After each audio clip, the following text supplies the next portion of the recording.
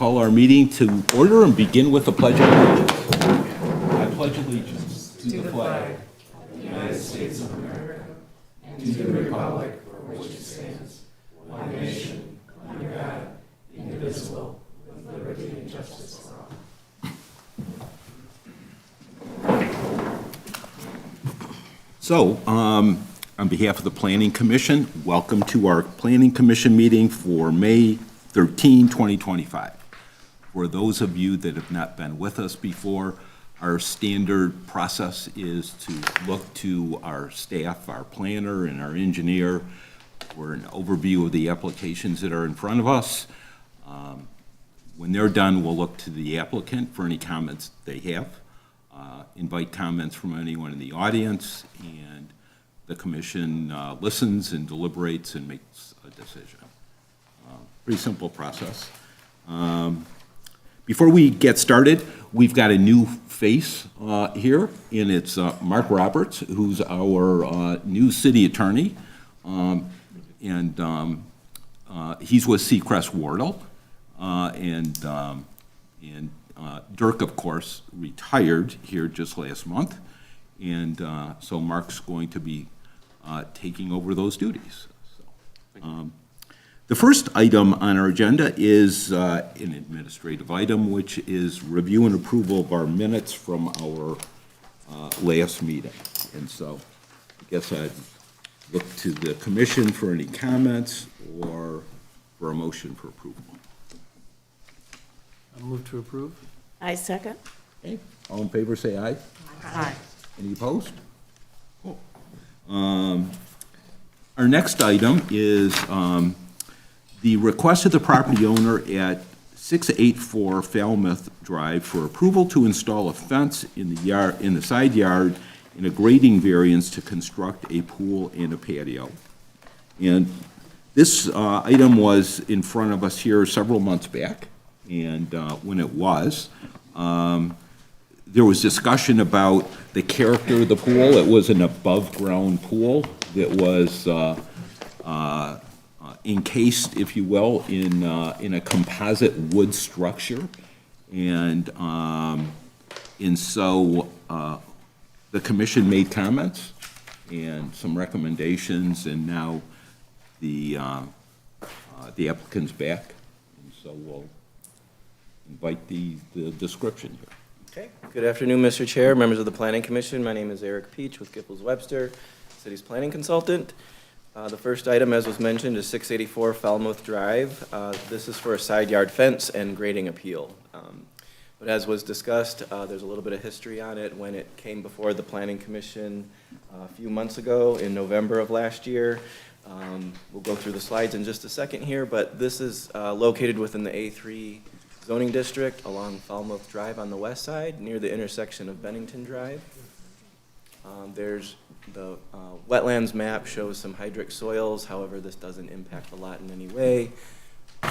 There was a previous home that was part of the aerial shown here. The lot has since been cleared, and the new home is currently under construction. So the yard determination graphic that was looked at back in November showed the new house location here with the front yard along Falmouth Drive, two side yard locations on either side of the house. And then the primarily rear yard is the location of where the accessory structures were proposed. But the Planning Commission had an issue with the design of the pool. That's fully within the rear yard, but this image, you may recall, the issue with the height of the pool and the surrounding composite panels that were hiding the structure underneath. So the Planning Commission, during the November meeting, allowed for the permitting of the house to proceed with building permits, which is what occurred. And so, like I said, the house is currently under construction, and so the revisions that the Planning Commission was asking for in regards to the pool layout is what's before you again today. Technically speaking, what the commission is to consider is for the side yard fence segments along with the revisions to the pool structure. So this again was the previous layout. We're focused on this portion of the pool here where there's a small segment of the fence that was encroaching into the side yard. There was 11 to 12-foot green giant arborvitae, some lilac shrubs, helping to accentuate the screening from the neighboring property line where there was existing mature tree coverage. And as we looked at the changes that were before us for this particular review, the orange represents the house, so nothing is changing from that previous review and approval. Down below is where we start the accessory structure and buildings. It's the sport court and pool that are part of the new application moving forward. Again, the Planning Commission allowed for the house to proceed with building permits, but nothing in the rear yard. So everything that's in the rear yard is under our review for both building permits and for Planning Commission consideration. So in the pool fence, highlighted in pink, this requires Planning Commission approval where it's in the side yard. We'll go through those details in a moment. And then the other box that's highlighted in pink is the pool equipment, which just requires screening approval from the building official upon final inspection. So the new layout, this is what's current and what's before you today. It's these segments of the side yard fence that require Planning Commission consideration and approval. Everything else, as you can see here, is located in the rear yard as the ordinance essentially intends for accessory structures to be. So with the upgraded, updated plan, it's essentially in the same location, just modified to some extent. So it's here where you'll find some pool equipment, and then down here also is side yard AC generator mechanical equipment that requires screening. So previously there was a sport court, which doesn't technically require screening, but we looked at ways that there could be enhanced screening so that there's no views from the adjacent property. I want to draw your attention to this portion of the fence, which is the 4-foot pool fence that ties into a 6-foot ball containment fence. And I'll have an image of that in just a second to show you how that ties in there to complete the overall encompassing of the pool. So this is an aerial image showing the proposed layout. Again, the pool is here. There's minimal changes to the grading that the city engineer will go over in just a moment. But that also is under your consideration today, was the grading change. But then over here was that area of the adjacent property where there's enhanced screening, there's some arborvitaes here, and then some existing landscaping to help screen that side yard fence. This is also where there's the pool equipment that's located. And then down here on the bottom of the screen is the proposed sport court with the 6-foot ball containment fence. And then the applicant was able to provide some color imagery to help depict what the intention is for screening of the proposed fence. So this is looking from the west side of the property, looking in. So this is where the closest point of the ball containment fence would be. You can kind of see the basketball hoop here. But the idea would be to screen with evergreens to help prevent views from all times of year, summer and winter. And then this is just an example of what the ball containment fence would look like. 6 feet in height, fully within the rear yard, which is what the ordinance allows as the maximum height in a rear yard to be. And then this perspective is looking from the east property line, looking into the property towards the garage. There's a small segment of fence there that is also screening the pool equipment, which you get a good perspective from this final view, looking in towards the back of the property from the driveway. The garage is here.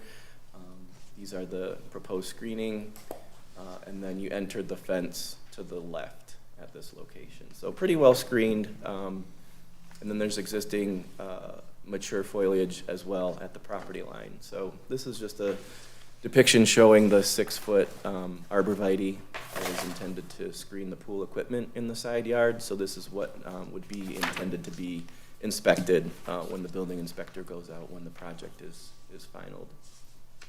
And then just from last week, this is just to give a image of the progress that's being made on the property. So the house is under construction.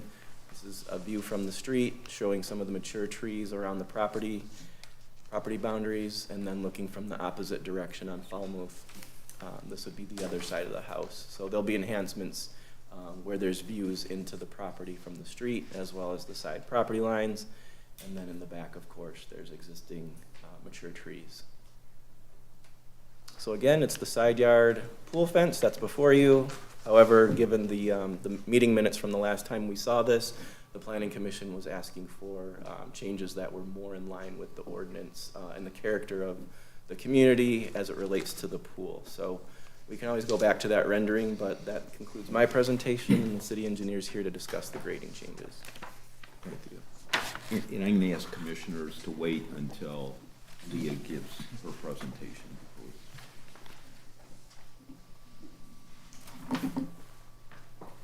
Good afternoon, everyone. Leah Michaels with HRC. Here to talk about the grading, as there is a grading appeal before you today. They do have locations where they're requesting fills up to 5 feet and some cuts up to 6 feet in order to accommodate the pool, and then some in the front with the driveway. Other than that, the retaining walls are all within the permitted height, and I will comment on the additional drainage items that they are proposing to add to the project. So to start with the grading, we do have a grading exhibit here that shows some of the cuts in the front by the driveway, which we did previously discuss before and remains the same. In the rear, though, this grading exhibit has changed since the last time it was before you. They do have now 2 walls to kind of step down to try to minimize the impacts of fills in the rear, but there are locations, if you can see the key down here, where we have about 10 foot of fill in this corner, and then it goes less in all directions. But this is a little different, and it is a change from the new pool based on the conversation last meeting. As far as drainage goes, this is similar to what we discussed last time. They have proposed a series of enhancements to the property to accommodate the additional sport court and pool that's proposed in the rear yard. In the rear is the sunken bridge drain, so a lot of the property does naturally fall towards the rear. They will be adding a couple dry wells, which we've spoke previously about those as being large holes to contain water, in an effort to contain water on the site before it leaves the site. So that's the intent of the dry wells, as well as the French drain in front of the home to, again, try to contain water before it leaves the site. And then they do have some swales, which is just some grading to get the water in the front to go under. There will be culverts under the road, and some of the water will be traveling towards a catch basin that's in the road. But the majority of it, as the property drains towards the rear, goes to the sunken bridge drain in the back. So with that, this is the grading that is before you today.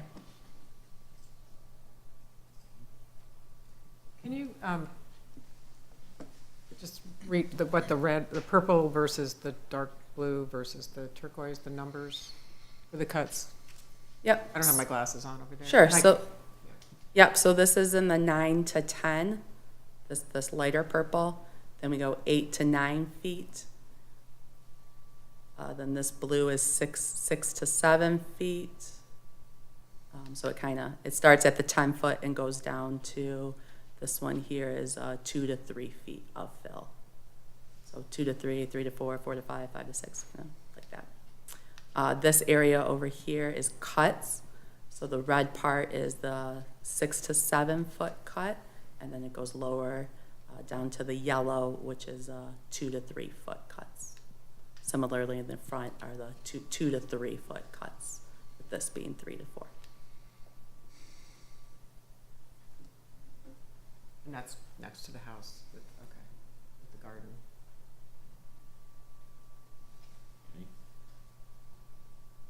So, is that it, Leah?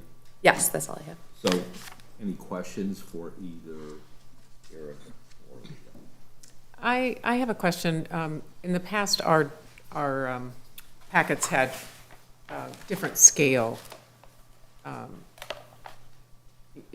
don't need glasses to read, but I found I couldn't I could not read the cuts and fills and some of the detail, and I'm just wondering why there was a change, or what brought about that change? Specifically for this exhibit? This Grading packet exhibit? that we're getting. The entire exhibit, but this is part of what was very difficult, I found, to read, and different, so. I'm not sure exactly the size, the city prints them, but these exhibits themselves are provided by the applicant. So Whatever, I'm not sure that's your question. I'm talking about, is this what you're required to do? I am using my glasses and I can't see anything on this. Is this what they were supposed to? Is this in line with the ordinance? Or what they're supposed to give us with regard to size? I'm used to Amy? reading. Sure, I'm happy to take that question. Thanks, if you'd Amy. like. Yeah. So the grading graphic is not a requirement in the ordinance. It's something that we have over the years asked the applicants to do. It's something we certainly can look at and provide you a larger copy when these things are on the agenda. But typically, our practice over about the last 18 months has been to provide 11 by 17 size if it's a project that is not a new home. If it's a new home, then we provide the full-size set of plans. So if the planning commission would like the full-size set of plans for these grading graphics, we're happy to do that. Ask the Well, applicant. this is a new home, right? This is a new No, home? this is a grading and a fence request. Let me address it. Because we've talked about this in past years. So, under the rules, what the code says is if there's site plans that are in front of us, and I think we gotta be reasonable in terms of what we do, but the code says that it prescribes the size of the plans that need to be presented. And I can't recite exactly what the size is, because it's in there. I mean, every city does it. It prescribes that, and I can't tell, I don't know if it's 15 sets of plans or 12 sets of plans. I'd have to look at the ordinance, but this goes back actually to, I can remember this issue coming up with Cranbrook when we were looking at plans, and they were for a tennis court, and we couldn't read them. And so what we should do is, where we have plans, we should use our judgment. So the code specifically provides all sets of plans that come into the city that are supposed to come to the planning commission. And just for site plan in general, it says some number of plans, and like I said, it could be 15 or a dozen, I'm not sure, because I'm not looking at it right now. And they're on the regular size paper of 24 by 36. I mean, if you go into an architect's office or an engineer's office, it's the plans that we always get. And if it's, in my view, sort of a minor type of deal, then, and if it's just something that's small, that's legible, then, you know, maybe we can give way. I mean, to print these out is more economical, I guess, if we can read it. But I look at plans every day of the week, and I can't read these myself because they're just too small. And so what I'd recommend is let's look at the plans. We've had architects that have provided us with plans over the years, and I've seen them come in, and sometimes the packets are half a foot tall because there's so many plans, and they've got like all the sewer contractor contours, and they've got a lot of detail that no one's gonna look at anyways. But for something like this, where it's a grading plan, where we're trying to figure out what the grades are, I think it's important that we have legible plans that we can review. And maybe after this meeting, I mean, we can talk about it after the meeting, but bottom line is, it's prescribed in the code. And we should adhere to that going forward, and be judicious in what we ask for, so we're not asking people to cut down trees to give us profile information on sewer lines that no one's gonna even look at, if that makes sense. But maybe we just leave that for now, and we'll talk about it later on. Does that make sense? But can I ask the city, did you guys, I mean, I called you over a week ago and I said, these feel different to me, but I'm just I curious. responded to your email asking if you could give. Oh, I me know you were information. wonderful and you sent me the digital. I appreciate that, but, So, I would like it to be logical in the sense that it, like Catherine said, this, we did them the favor of approving their house, a new build, and doing this separately, but even though this is somewhat attached to a new home, so I would like it, something like this in the future to be treated like it's a new home, even though we gave them the go-ahead to build because we didn't want them to Sure. lose time.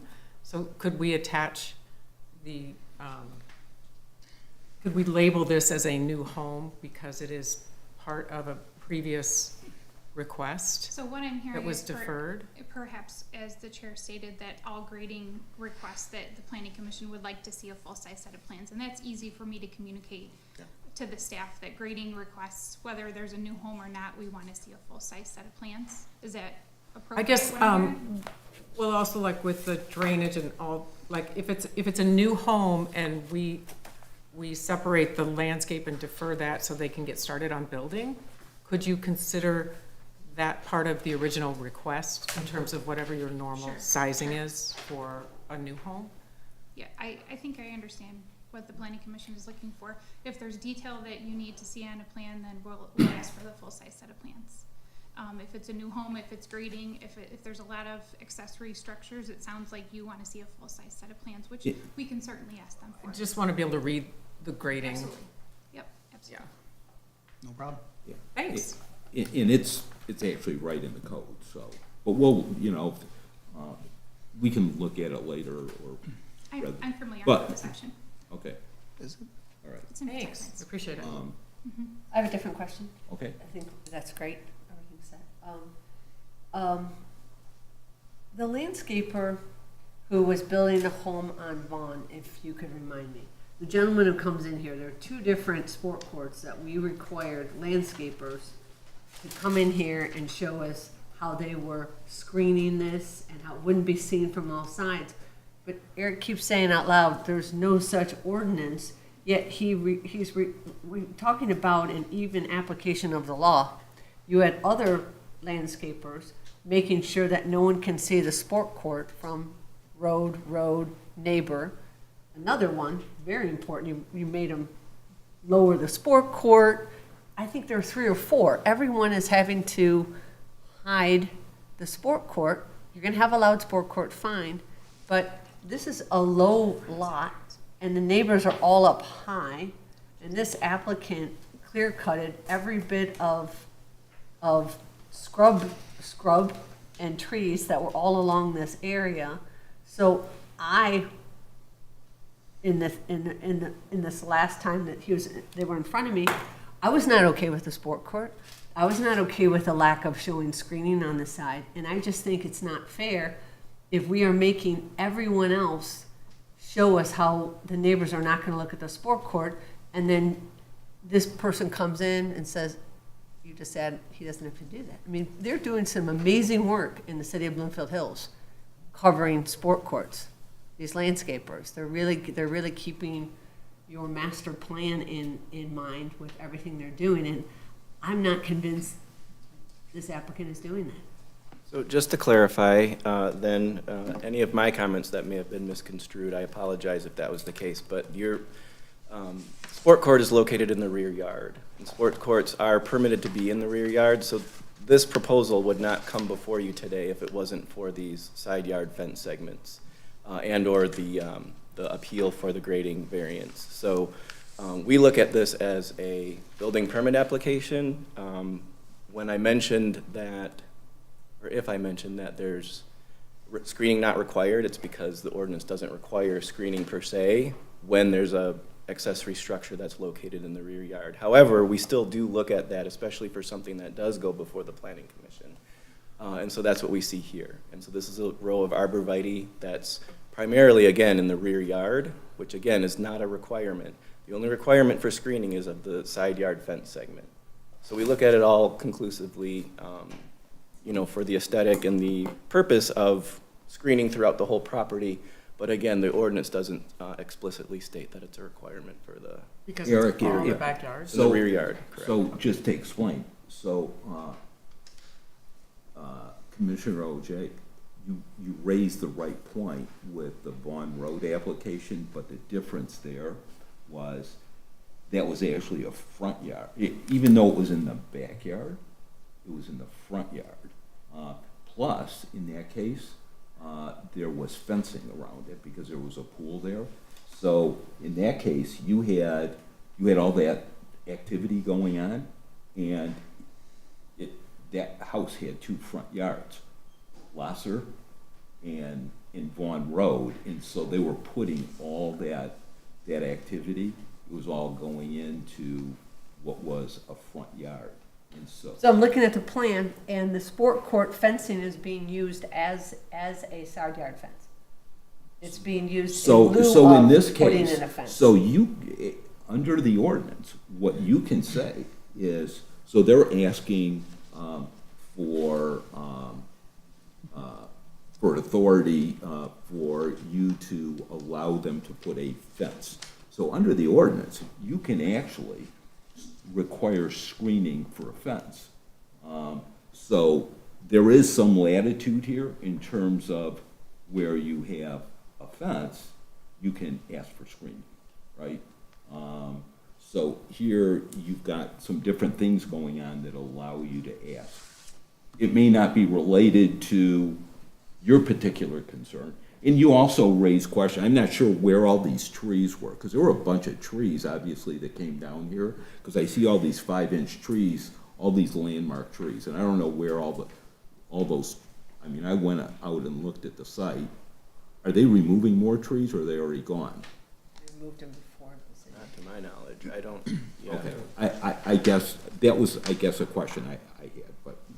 Dave? Eric, isn't there screening though on that side of the sport court? Yes. Because I thought when your presentation you said that you asked them for that, or did they add more screening to that side of the sport court or no? On- Between, This side here, Yeah. their intention was to do a line of arborvitae. Whoops. yeah, I think you had in a 11 to 12 foot green giant right there.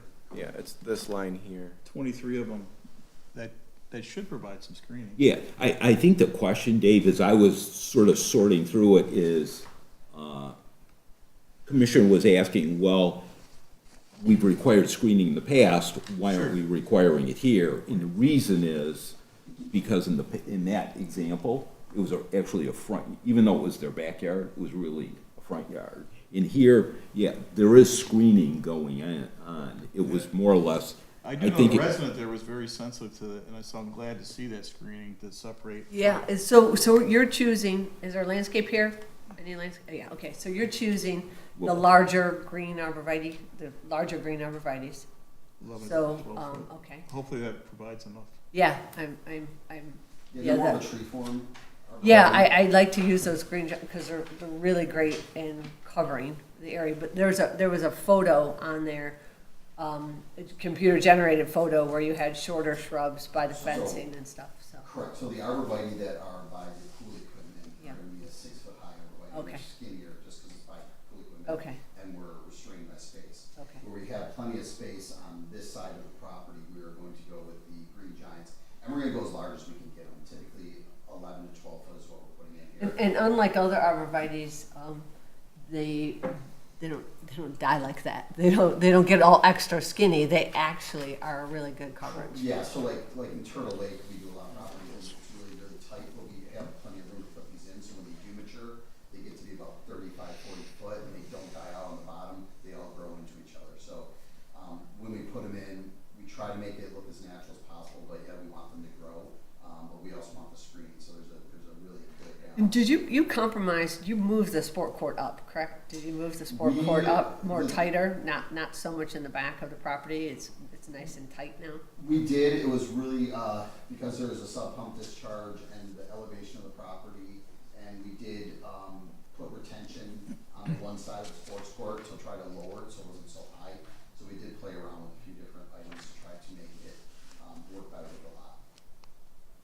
Oh, okay, so that's really a strong point. They're asking for grading fills, but they're doing it in order to hide accessory structures from the neighbors who are up high. We're And the trying- same with the pool. We're trying to do everything we can to keep it as low as possible. One of the biggest items that we had on this were the elevation of the pool with the lot. Being that the lot is very, very odd, it does have about 30-foot fall throughout the back of the property. Just the distance from the house, the further out we go, the higher the pool will get with the elevation, which requires more and more steps. So there's really not a good place to say, hey, put more steps and lower the pool, because you push the pool out and the elevation keeps dropping, so the pool will stay at the same height or get higher due to elevation. So it's really tricky to find a happy medium, which we did with the amount of steps and where we have it going from the upper to the lower. And that's why we started originally with a deck to not change the grade, to keep the grade that's going to be underneath the 2-foot cut and fill. But it was not desirable because of the screening or the lattice structure on the decking.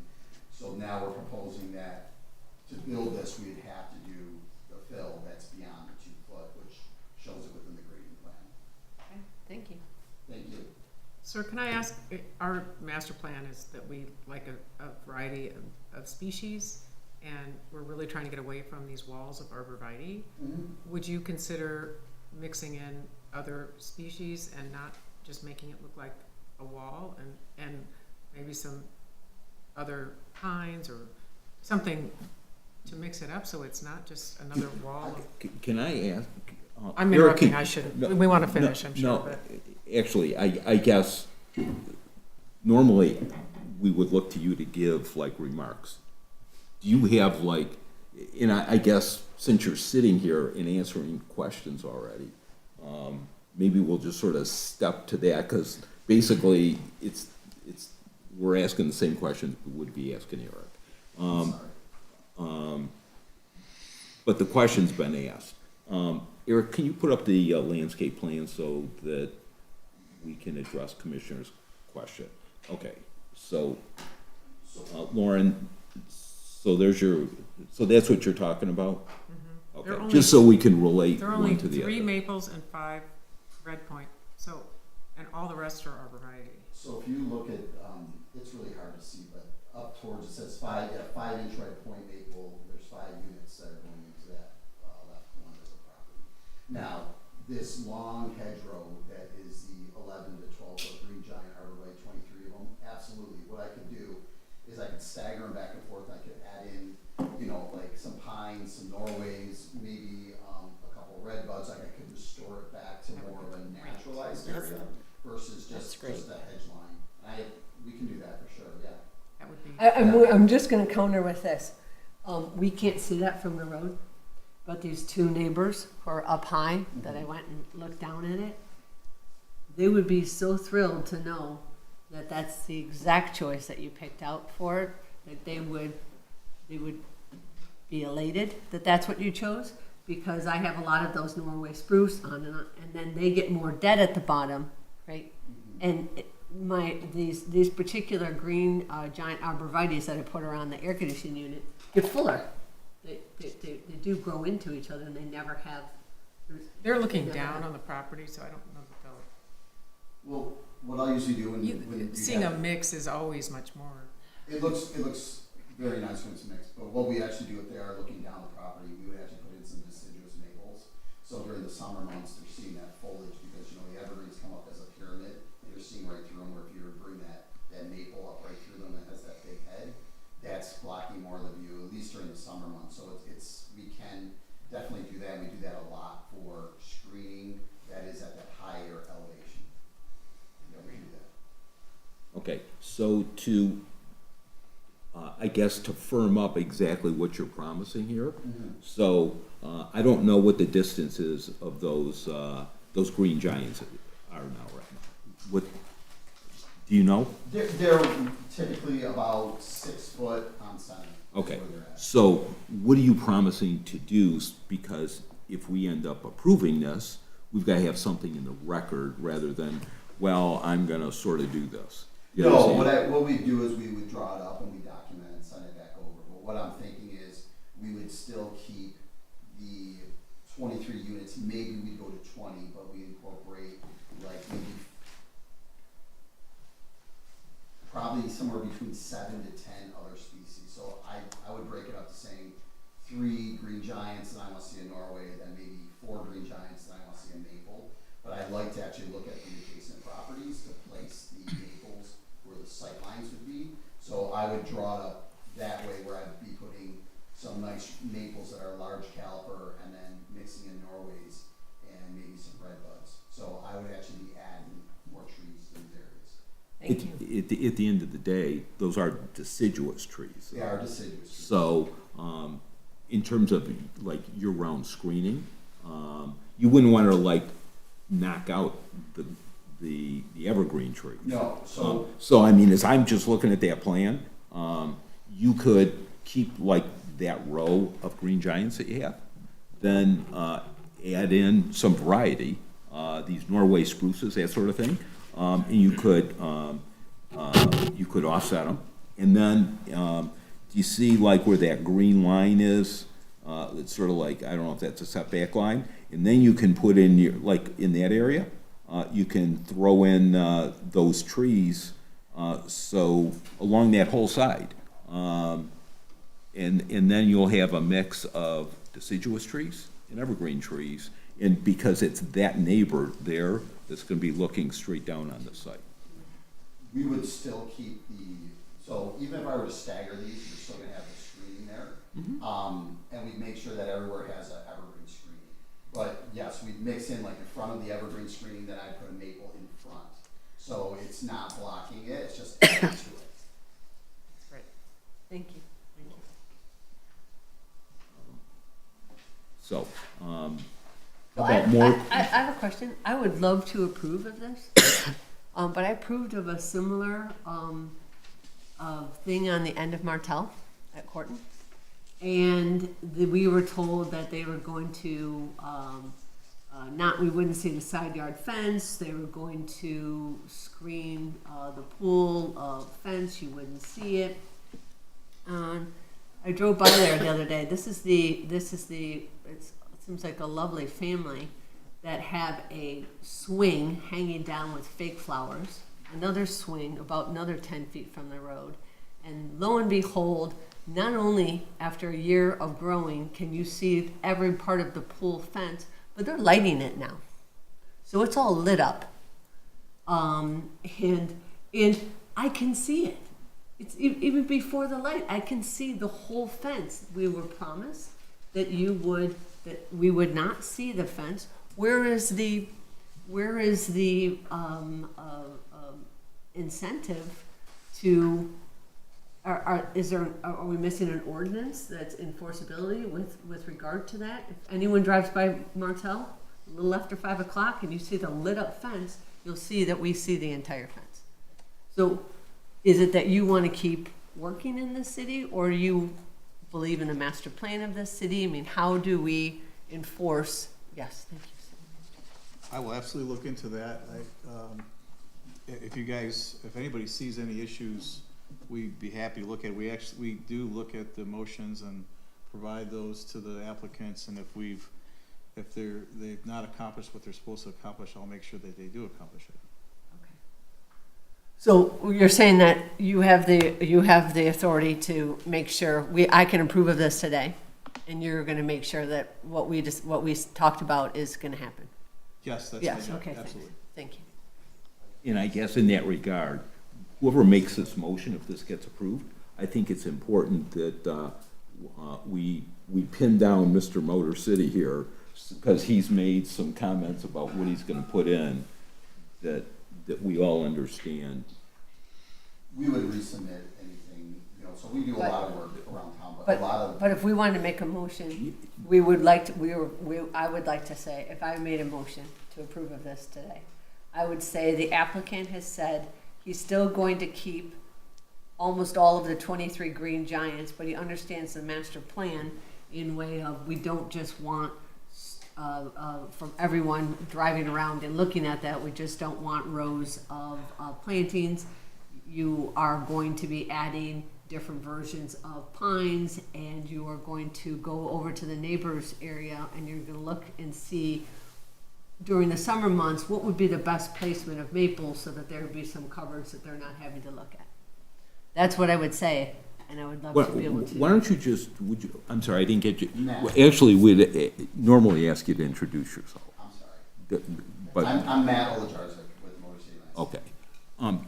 Would you mind just pointing out what it is you're agreeing to do?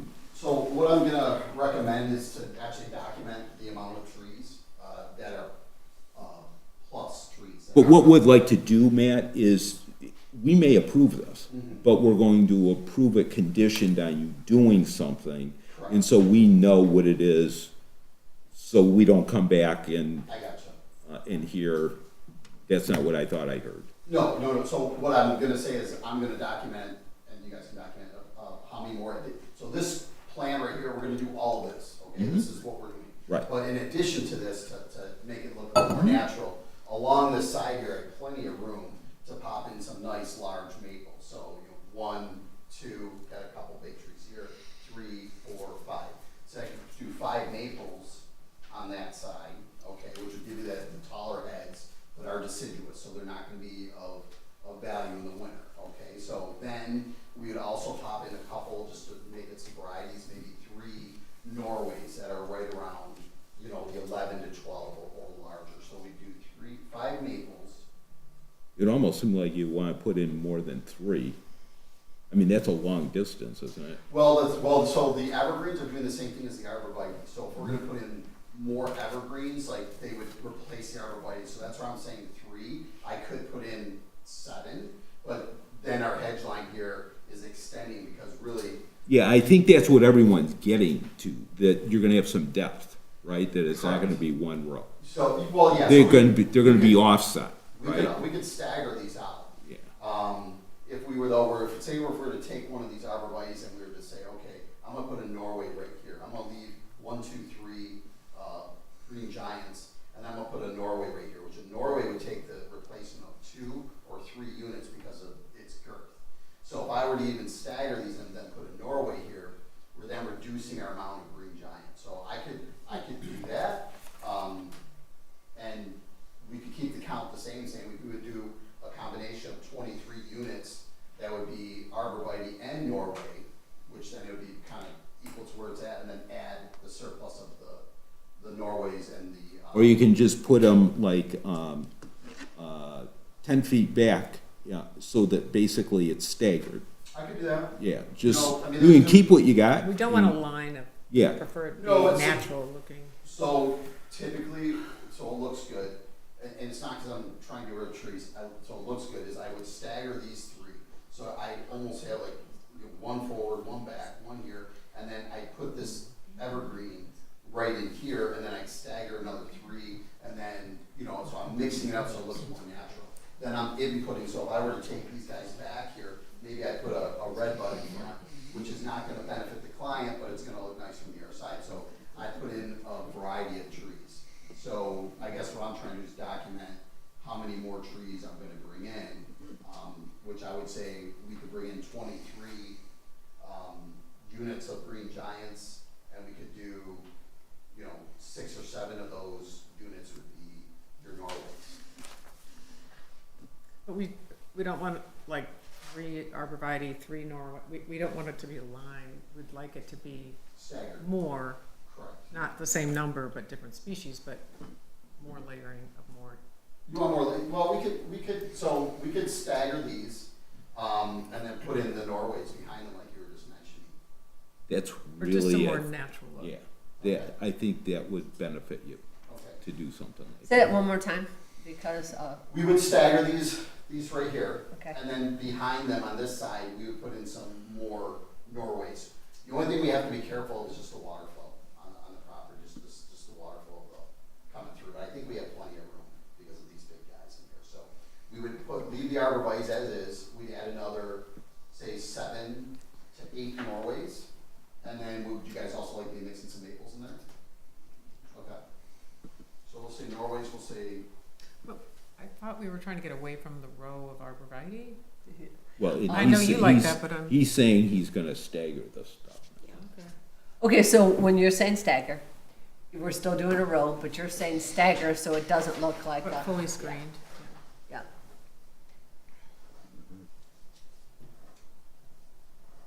so if you look at the spacing, the typical spacing is where they're at right now. So, Matt, we can't see what you're doing. I'm sorry. I can see, what you- Can you? yeah. Okay. I Typically, understand the what you're saying. spacing Well, here, is- They're 6 foot on center normally. Okay, so each one is touching 6 foot on center. Now, if we stagger them, we could still put them 6 foot on center from here to here, but they're staggered by 3 foot. So they're offset by 3 foot, each one's offset. That'd be great. So you'd get more of a natural look, coming across here, and then we would layer it with more of your Norways behind it, and then we'd also bring in some maples. I think So, that's excellent. I'm gonna say 8 maples, or I'm sorry, 8 Norways. And then maples, I'd say, I'll try to get in 5 units, but that's a good amount of trees in that area.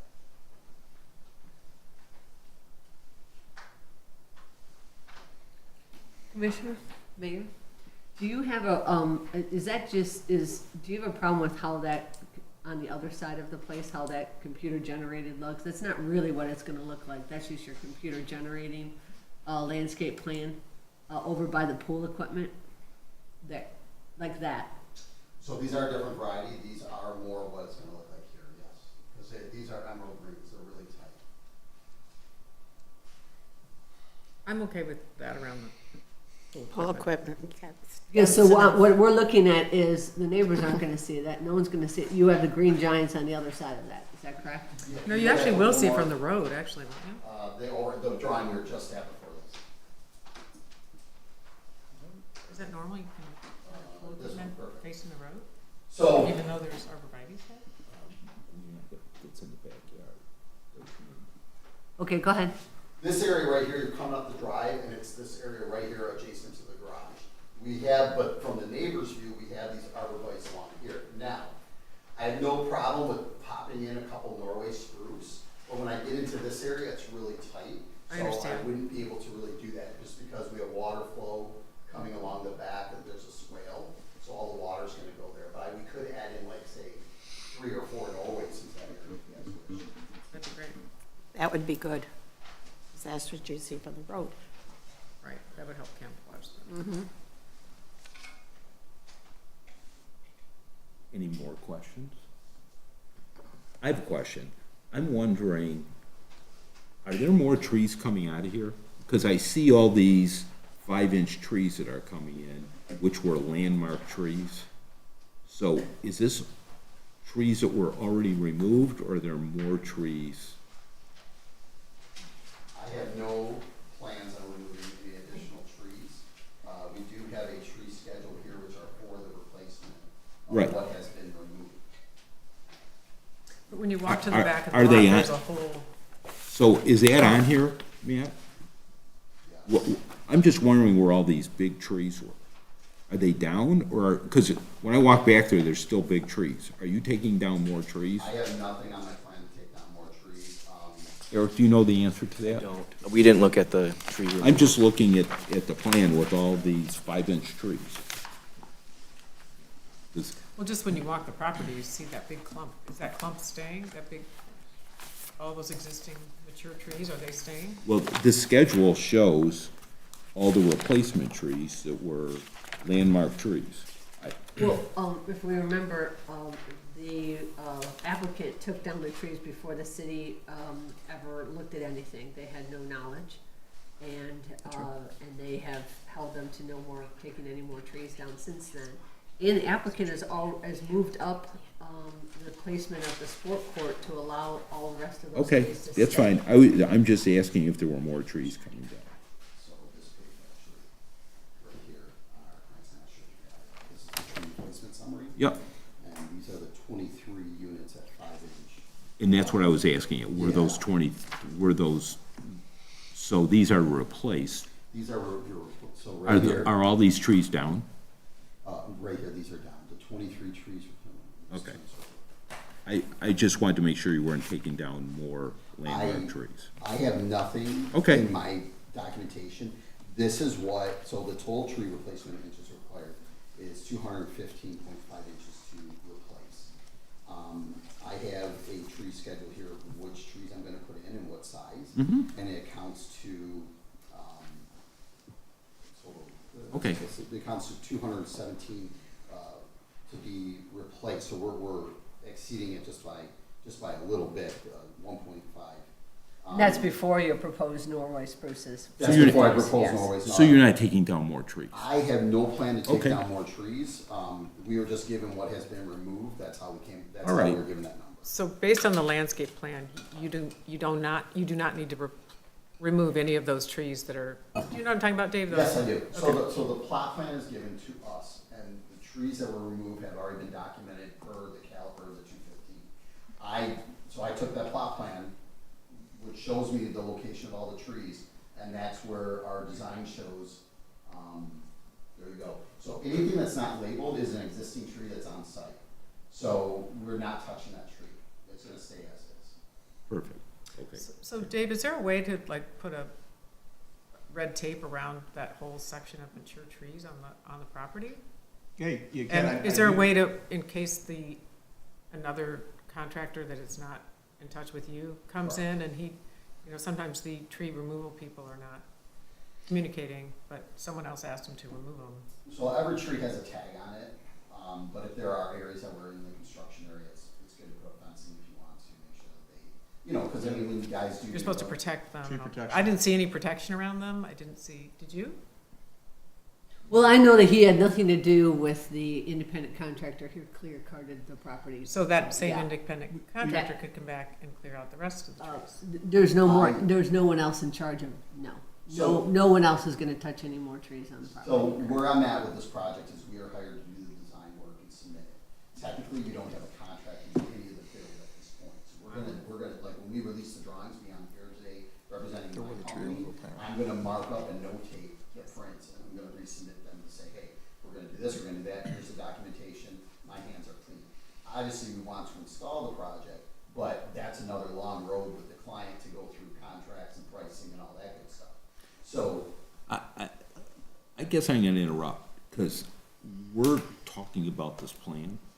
I'm talking about the plan, and I'm assuming, because we're talking about mixing things in and in the size of the product that you're gonna put in and that sort of thing.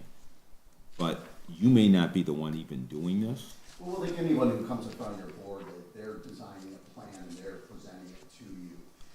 With my company, when we're at this point, we're designing and wanting to make all the check marks where we haven't finalized a contract with the client yet to say that we're actually building this because a lot of times we're guessing what the board's gonna come back to do, and so we don't go to contract yet because we wanna make sure we get everything underneath the scope.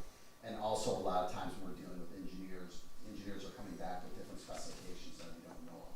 Are we gonna install the job? I do hope we do, but we don't have a finalized contract yet.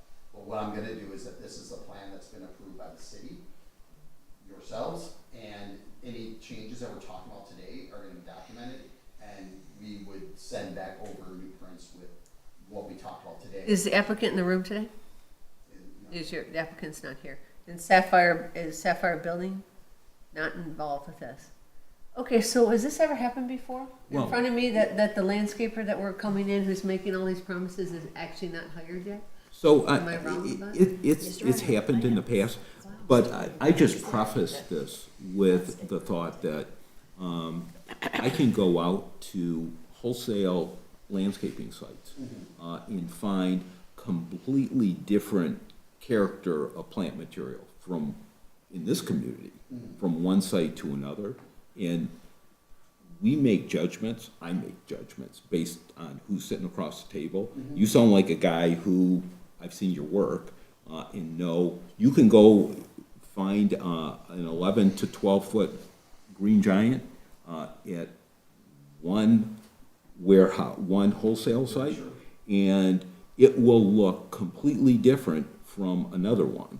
And I think as a personally.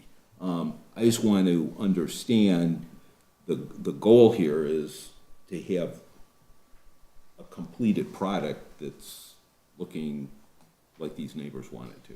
Absolutely. So, you know, and that's where when we come and we present projects, I'd say, you know, 99% of the time, we're moving forward with them, with the projects, with what we're doing. We put in quality plant goods, we do a lot of, you know, a lot of larger projects.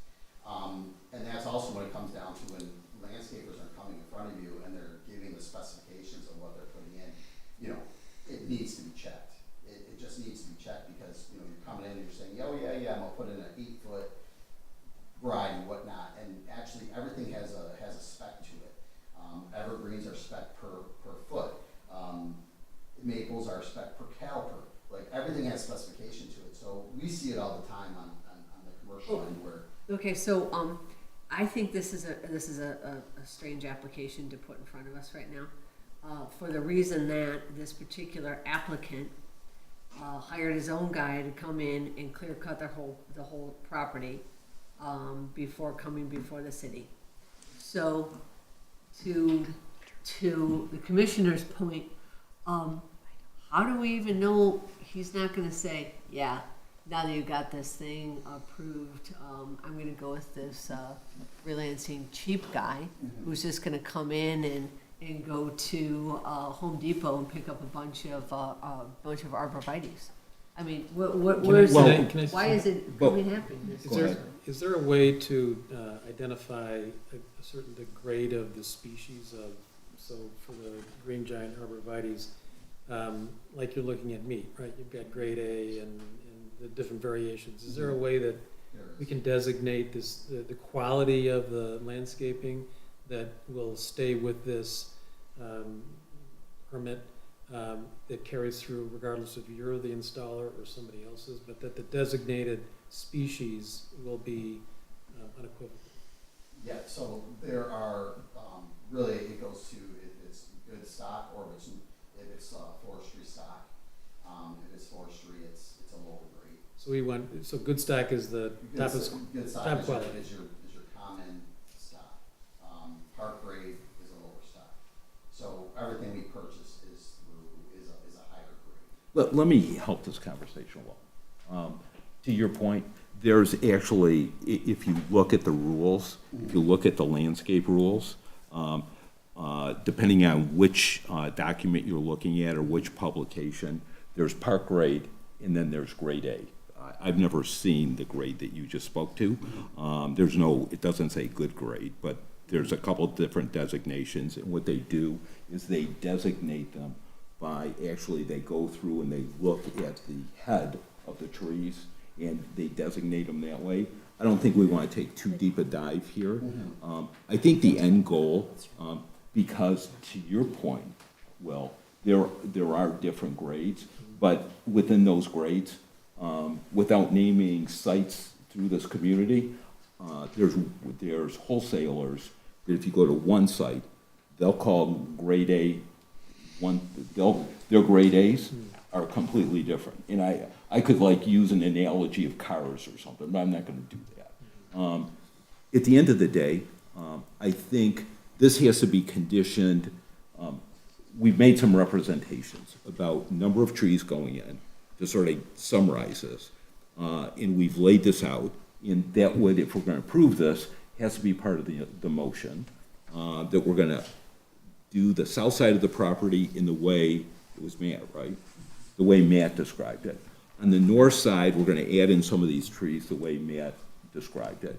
And then it's gotta be, at the end of the day, subject to, once it's done, sort of a conditional review by the city manager.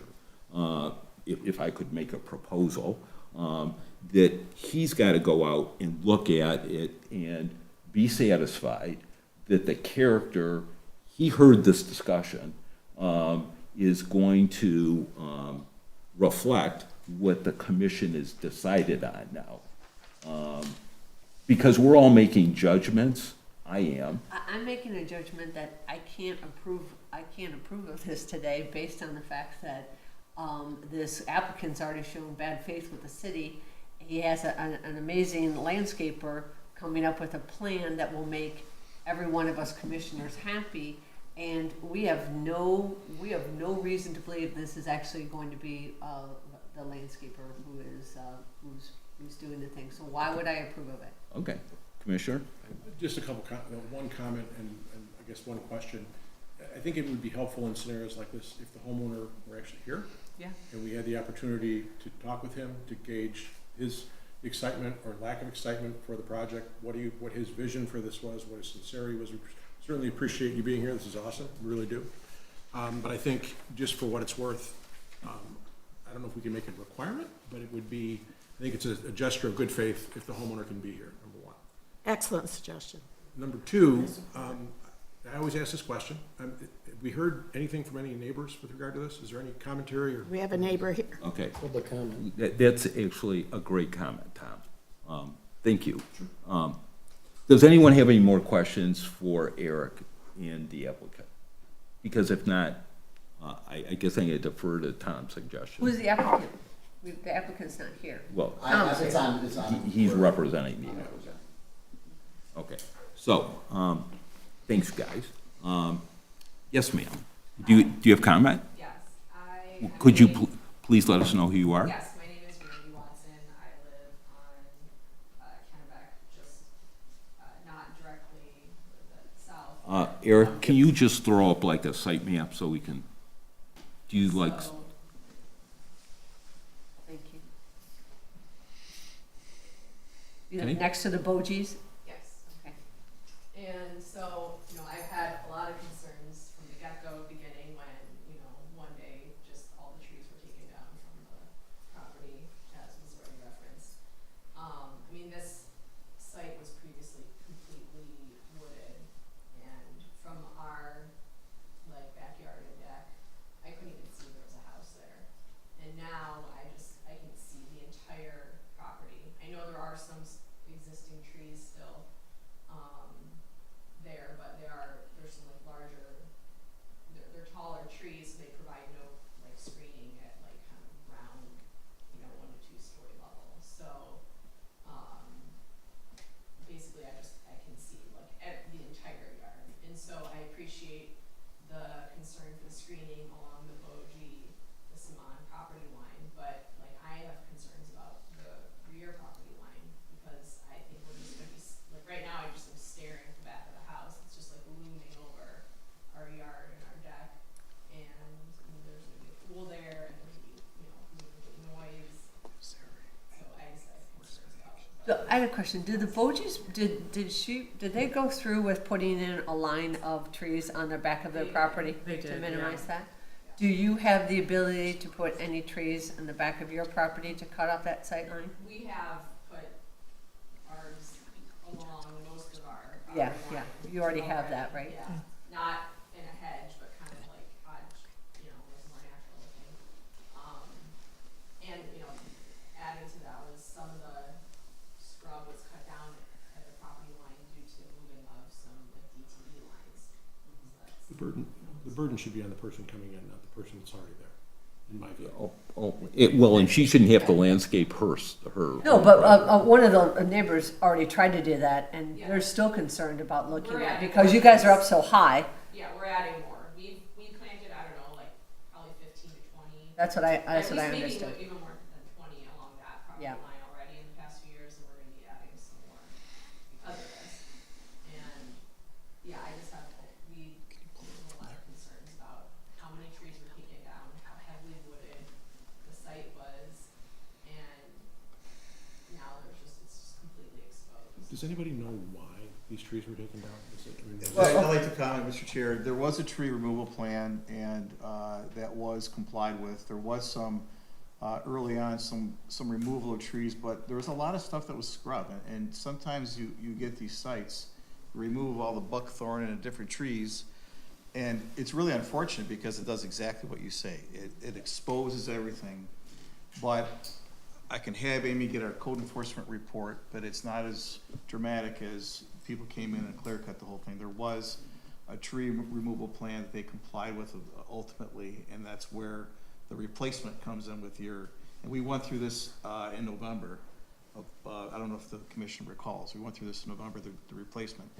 But to your point, certainly, it doesn't really matter that, those trees were, trees that could have been removed without a permit, because they just exposed the whole lot, so, you know, I'm really glad to see on the south side that there's some efforts to block the view. But, and the further discussion to Did you change show that to a more full- natural thing, Go but, back to that one. You see the main street, Lone Pine. I have a question, Wait. Mr. City Manager. yes. So people can go in, people can go in and they can take out scrub trees. Yes, Yeah, they can go and take out scrub trees. So right now you can probably see Lone Pine. Can you see Lone Pine from your property? The bigger one, where you see Lone Pine. You can see Lone Pine now through that property? From my backyard, Yes. like through their property? Yes. No. Or is well, it I just can the see- Bogies I can? can see the house on Bennington. Okay. That's the first house on Bennington. Okay. Like across from the one that was being built, which I've never seen. Okay, so you saw a lot of trees that were proposed, not that, are proposed. You probably won't see that anymore, correct? You won't see that house anymore if those The- 11, 12-foot green arborvitae's I go don't in? think those arbs are gonna, if you don't mind just saying, so Yeah. like, They'll be closer to Falmouth, so they won't block her view. yeah, I mean, those arbs are like here. Okay, what about on the other side, so you don't see the, I mean, like right now, like if I'm at my deck, like you just, the whole, and the house is kind of like angled, I just feel like we're just staring at this huge Okay. house, and there's nothing, these trees here, I don't see how it's gonna help. Can I propose this? Is there anyone else in the audience that has comment? Just so we get this out of the way. Let me just sort of summarize what I. Mr. Chair, I'm sorry, I'm new to this, and I don't know the full background, but I'm trying to understand how this discussion relates to the side yard pool fence and the cuts and fills that are before you tonight. I understand it's an important issue, and I understand there's standards for the community, but there's really two criteria to be evaluated by the planning commission tonight. And I'm not sure how this relates to it. If you can relate this discussion to these two items, I think it would be Well, important let to do. me, wait a second. Let me explain. So under our ordinance, if you put a fence in, then you've got to screen it. So they're coming to us with a proposal for really a massive regrade of their site. Right. And frankly, I could look at this, and I've not raised this issue. We are actually building walls here. These are not retaining walls. These are walls because we're placing walls into a site, and we're filling behind the walls. And so by definition, these are not retaining walls. And so there's a lot of different ways we could look at this. I'm trying to move this process along. And so I don't want to take too deep a dive into that issue.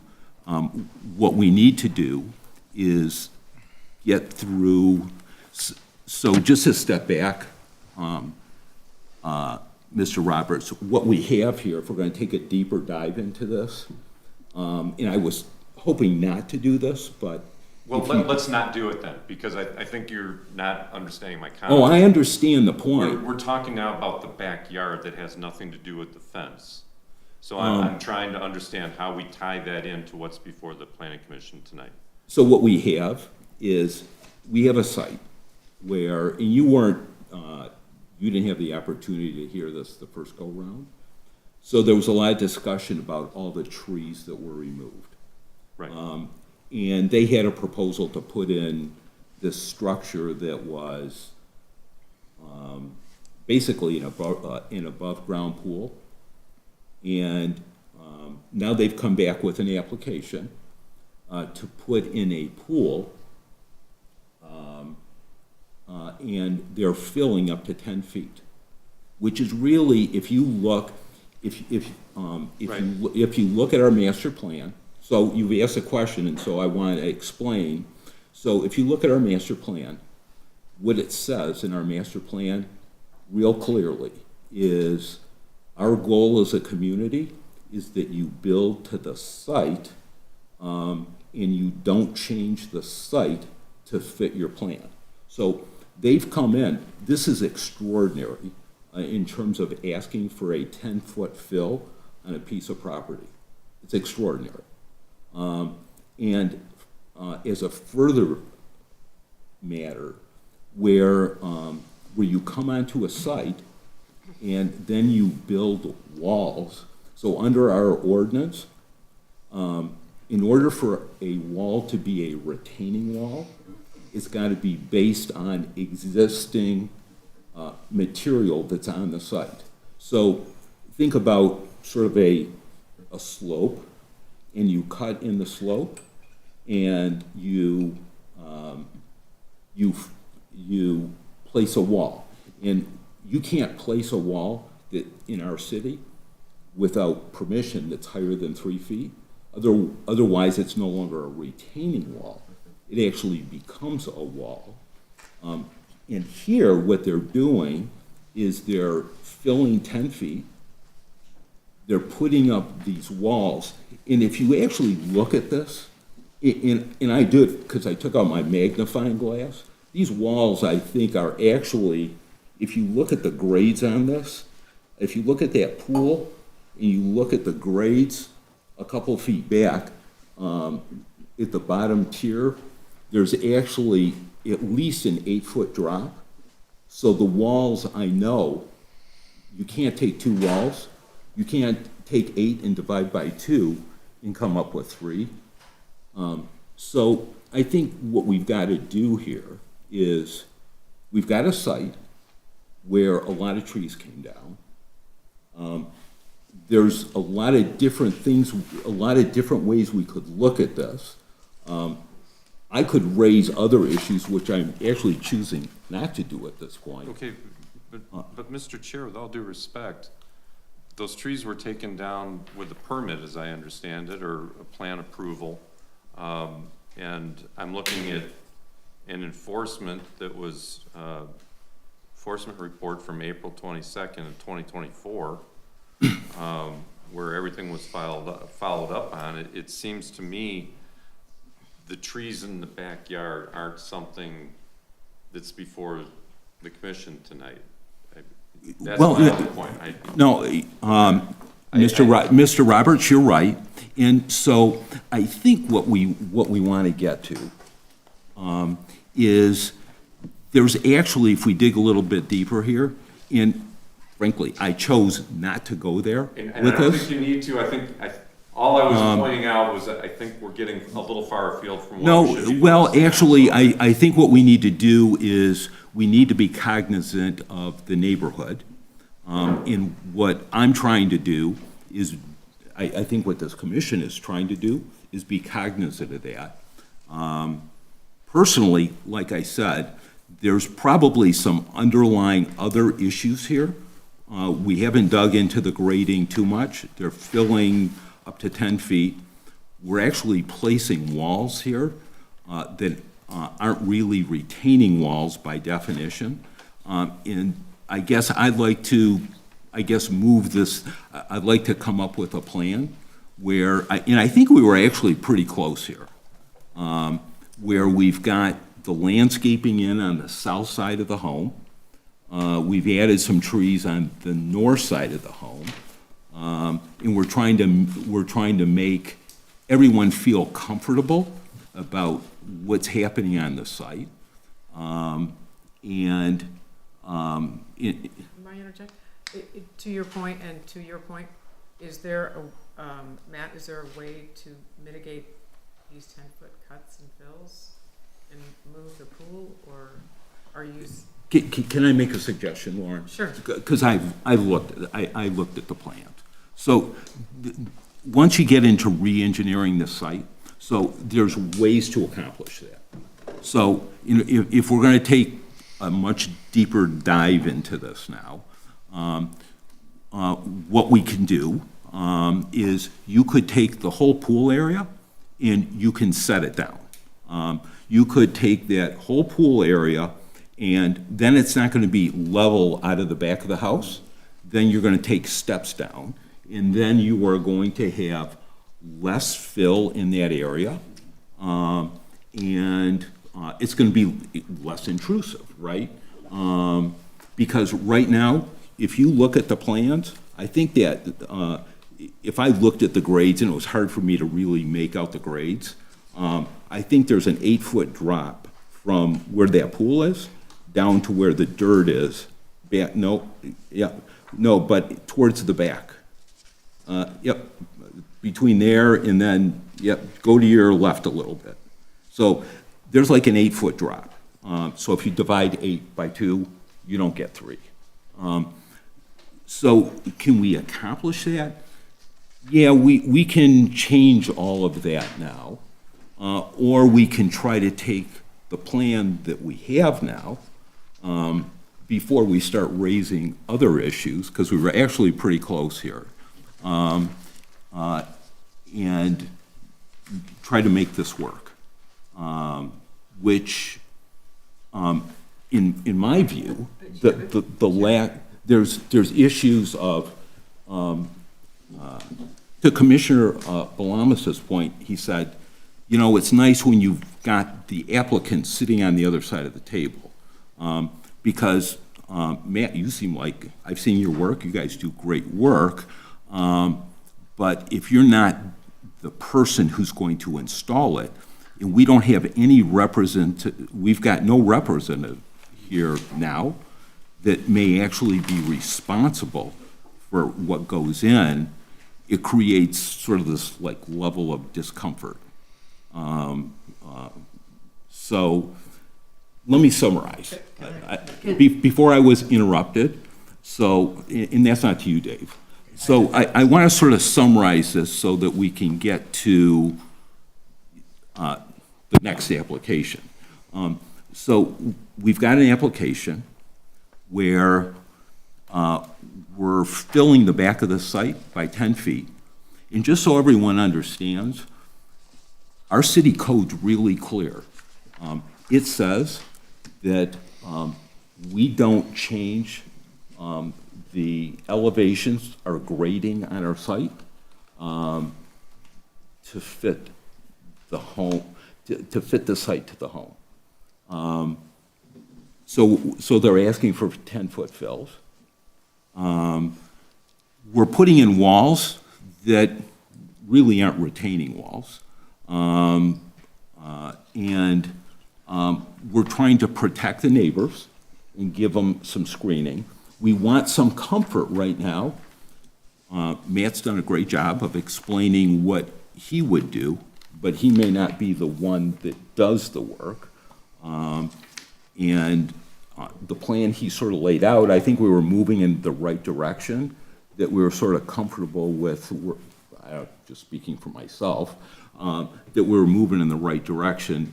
So I'm going to summarize it like that. So we've got the grades. We got to get comfortable with those. We've got the fencing, and layered on top of that, while it's not a particular requirement for this application in terms of the screening, there were a lot of trees that came down, and we want to make sure that we consider that as we make this approval. So. Okay, so you're summarizing your position. I would like to make a motion that this application is again tabled for reasons that the applicant is not here. The very boisterous builder who is here, who insisted he was allowed to build an above-ground pool in the city of Bloomfield Hills, is not here. The very qualified landscaper who is going to redraw up this design and present it to the applicant is not even hired yet. So I say until this landscaper proposes what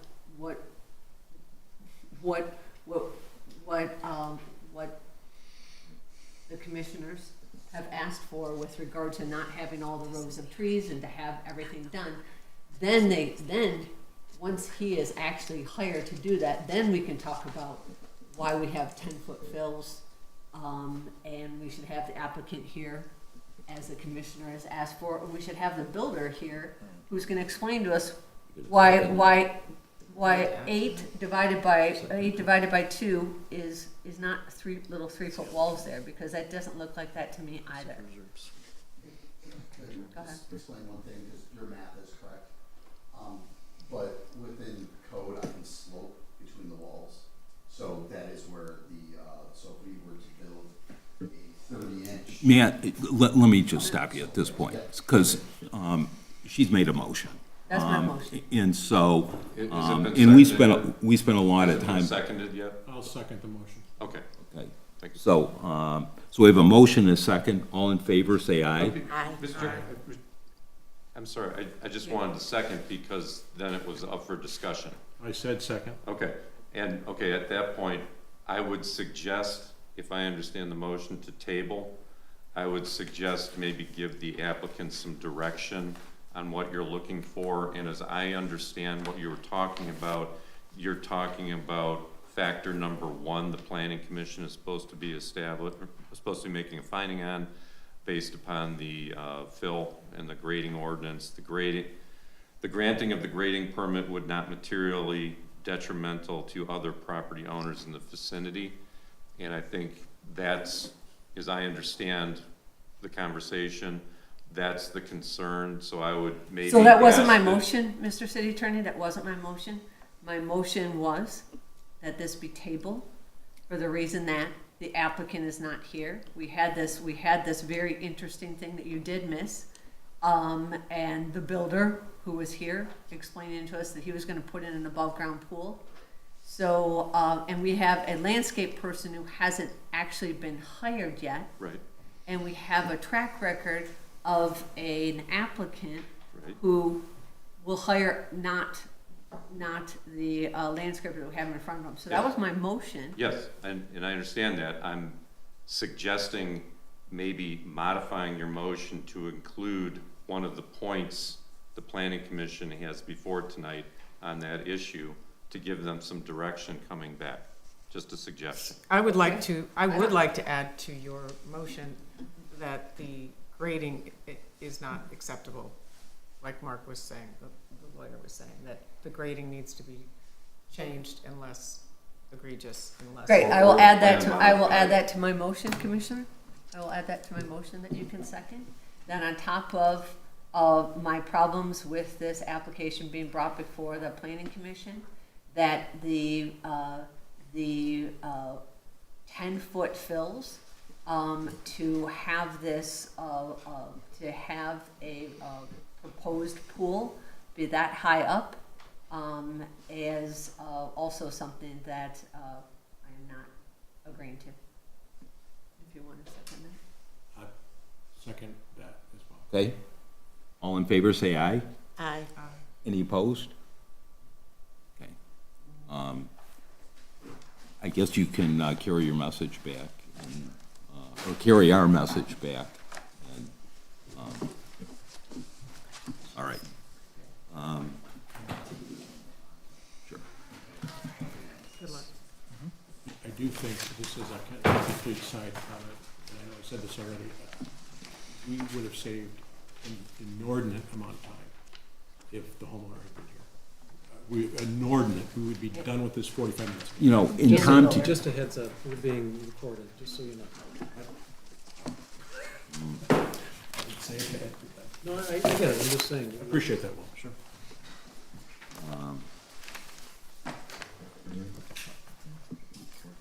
the next item is the request of the property owner at 561 Chase Lane for approval to install a fence in a putting green in the side yard and to permit an accessory building, which is a greenhouse. Okay, our next item for discussion is 561 Chase Lane. This is a lot that's along the northwest side of Chase Lane in the A3 zoning district. It is currently a parcel that's under development.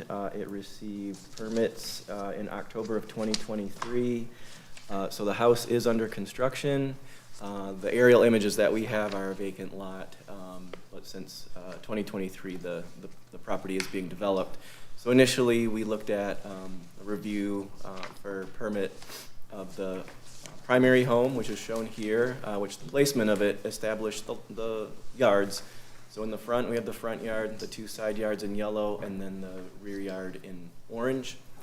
So then fast forward to a few weeks ago is when we received plans for improvements to the rear yard, which is where, highlighted in green here, is where the putting green is proposed.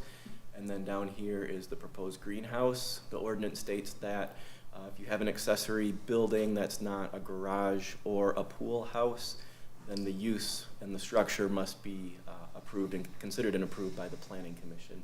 So it's fully within the rear yard. Typically we see items that go before the Planning Commission that are in the side yard, such as the fence that we just saw. But it's because of the use, which is why the proposed greenhouse is before you today. Lastly, highlighted in pink is the location of the fence, shown here in the side yard, and then as well over here, similar to the last project we just discussed. This is just a zoomed in version. Initially, the pointer not working. The putting green, the turf on the northeast side of the screen here was within the setback, and given that it's just turf, we still consider it an accessory structure, and the original version of this was encroaching into the setback, so the applicant did shift it outside of the required setback there. But as you can see, it encroaches both into the side yard and the rear yard, so the side yard location of an accessory structure is what requires Planning Commission approval. So then we did some measurements to the pink segments of the fence. That amounts to about 73 feet, linear feet in the side yard that requires screening, and then the same down here, which amounts to about 62 linear feet. And then applying the dimensional standards of the A3 district, the fence is highlighted first. Again, that's because it's allowed in the rear and side yards, but once it's in the side yard, it requires Planning Commission approval. Same thing with the greenhouse. The standard requirement is in this column, which is a garage or a pool house. They propose a greenhouse that in effect requires Planning Commission approval as well. And then lastly, the putting green, it's allowed in the non-required rear yard, non-required side yard. That just means that it's allowed outside of the setback in those yards, and they're proposing it within the side yard.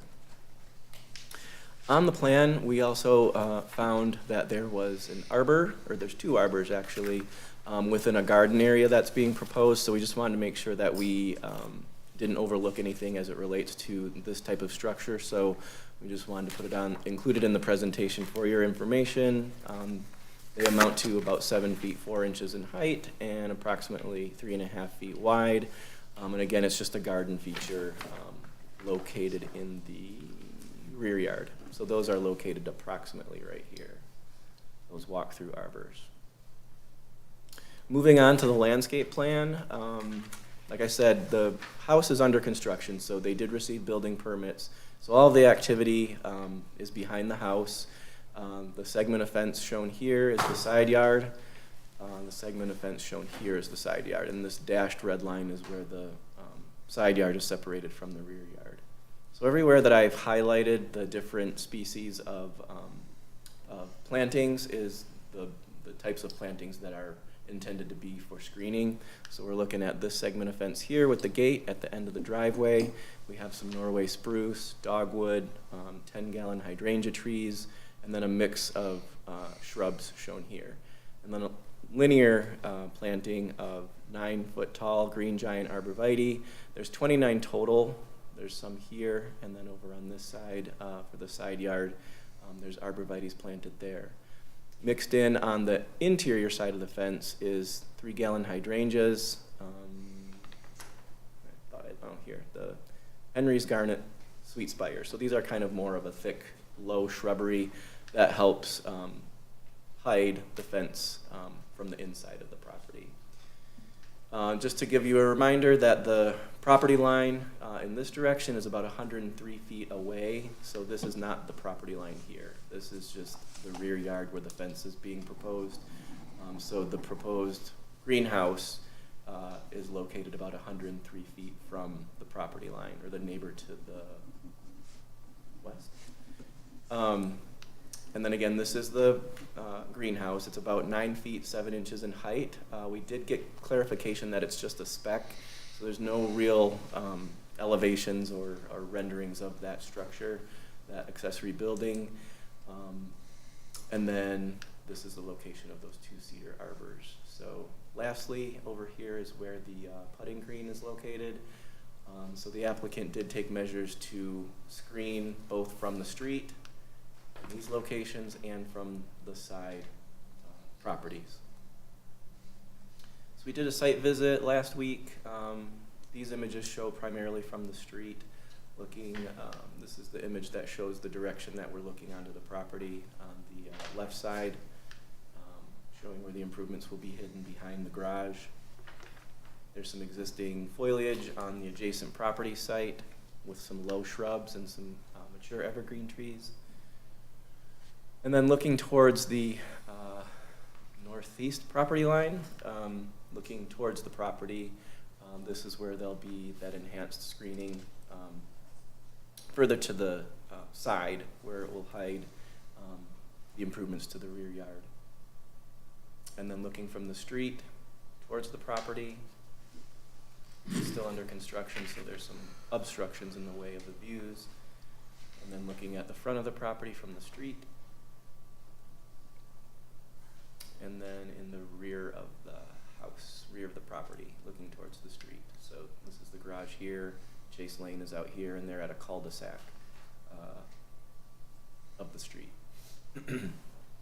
And then looking more towards the house, this is an existing loggia, which has a proposed, you can see it here on the plan, little spa right here. But that's going underneath that existing part of the house. And then just another perspective, kind of to give you an idea of the mature trees that are on the property, just further back, which will provide significant screening from that side of the property. What's the blue between the sport court and the greenhouse? What is what? The blue between the sport court and the greenhouse? Oh, thank you. Yep, so this is just a water feature. The applicant is here and can speak more to that. It's essentially low to the ground. There's no height given to it, but there's a pond here. So it's not a pool or anything intended for wading or swimming, but it's just a decorative water feature as part of the overall garden. Thank you.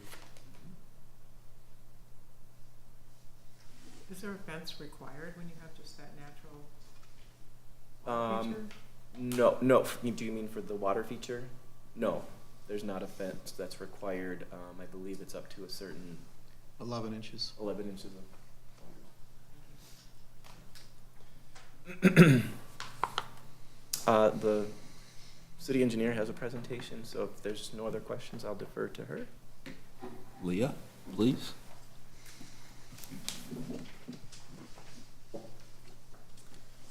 So for this application, there is no grading impacts, so no engineering items before you today. However, I do want to take a minute to talk about the drainage that will be addressed with this property.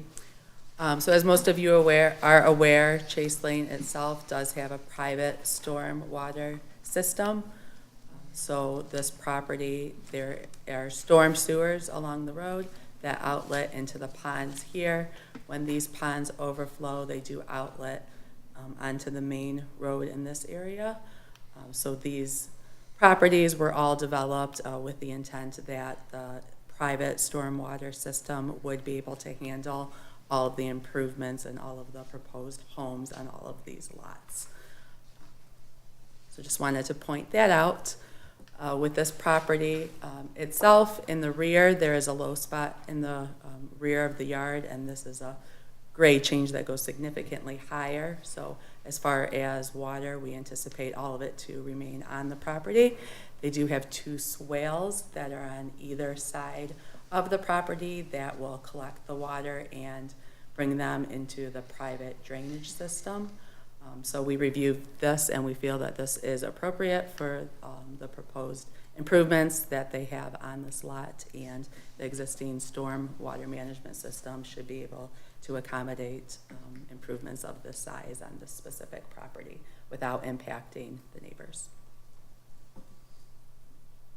How close are to the open space calculations?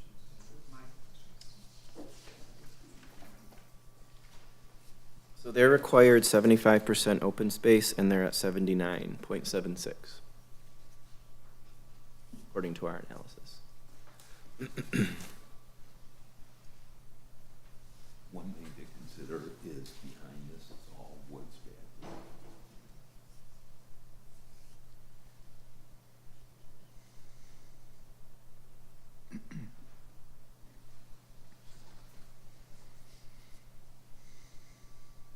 Any more? Just say, is the house being built for someone, or is this a spec home, or? For someone. Any reason, without there being a swimming pool, why they want a fenced yard? They're pretty private, preference, seclusion, I guess, they have kids, young kids, so, you know, they like their space, they like their greenhouse. No, I understand that, I just,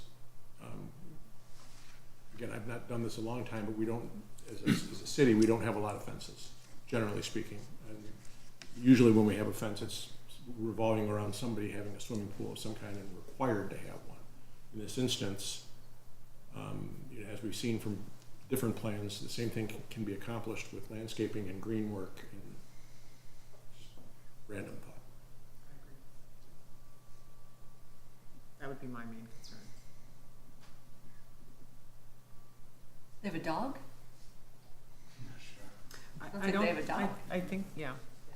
That's a good point. I would agree with the other commissioner that our city is intent on not having fences and being rolling and open, and we aren't like all cookie cutter, and I am uncomfortable with the fence in the side yard. And I know they're allowed to have one in the backyard. That's not something we can dictate, but I am opposed to the fence in the side yard.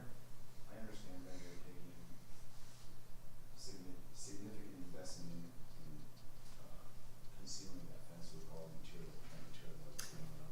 Right, but if we allow that, then everybody's gonna have their fence in the front. So, I mean, facing the street, and that's what we're trying to avoid in the city. It's also along their back property lines. But you can go along the side of the house, straight back from the house to your backyard, and then do what's legal without an exception. Not sure. Also, where the gates are, where you can't really hide, where you have gates there, you don't have anything blocking that from the road. So before we start asking him questions, let me just sort of defer to, does anyone have any more questions for Eric? Okay, you guys can get comfortable. You're their representative? Yes. Could you let us know who you are? Yeah, Anthony Sheena, Sapphire. Okay. So Anthony, do you have like a presentation, or are you just here to answer questions? No, just here to answer questions. Is the owner here? No, they are out of state. Okay. Okay. They're out of state. All right, so there's two comments here about the fence. Are there, just related to their comment, if the fence went away on this, the rest of this plan still works, right? I think so. Okay, I'm just sort of surfacing a question here because there's like a couple different things that you're asking, a couple different items that you're asking for approval on. And so we could approve a couple of them and not the fence. And I'm just wondering, this plan isn't contingent on the fence? I don't think it is contingent on the fence. They do have a sport court back there, and I think it's more about privacy and protection than anything else. We applied for fences before in this community, and we received them, albeit they had a pool, but it's kind of part of what we do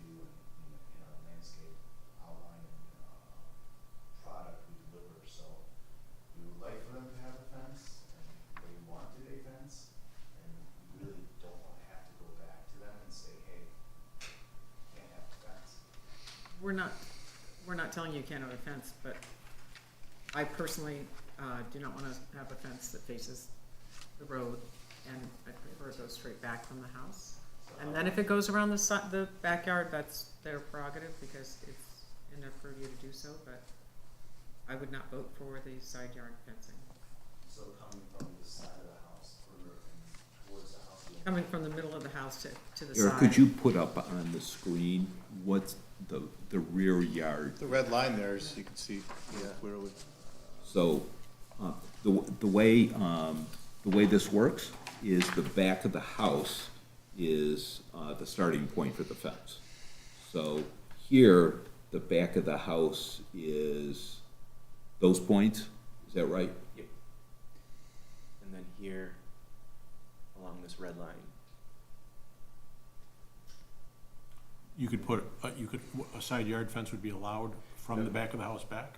It would be considered a rear yard fence. So- Rear yard Everything in fence is- orange. So, is allowed. so what you would have to do, Tom, is the fence would have to, it comes off the back of the home.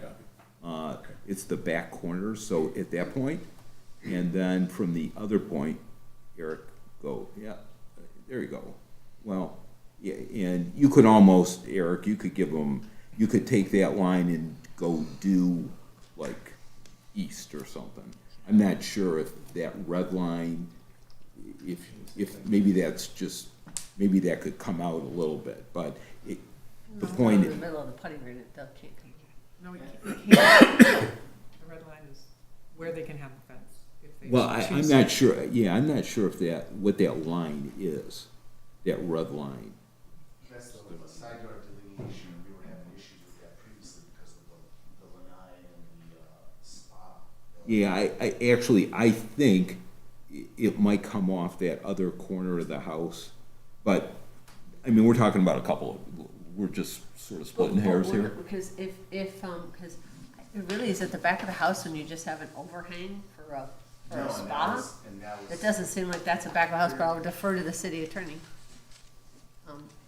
City Attorney, is That's why we that have- considered the back of the house? If it's just it's an overhang to determine the side yard? Is there a foundation? Structure. Well, it's labeled as side yard, so it's side yard. No, yeah, that looks like the back of Wherever the. the house is, if it's side yard, it's side yard. Your definition of side and rear yard is very specific. It's the furthest point of a structure, and That's a if structure. it's a structure, that's Okay. the furthest It's point. attached to the structure. Okay, so you have, Can you pull up that picture on the left? On the left, Yeah, The- there's another bigger The plan. picture. the plan. landscape plan. To me, that's, Yeah, no. that really kind of shows up, so the red line is the rear yard delineation.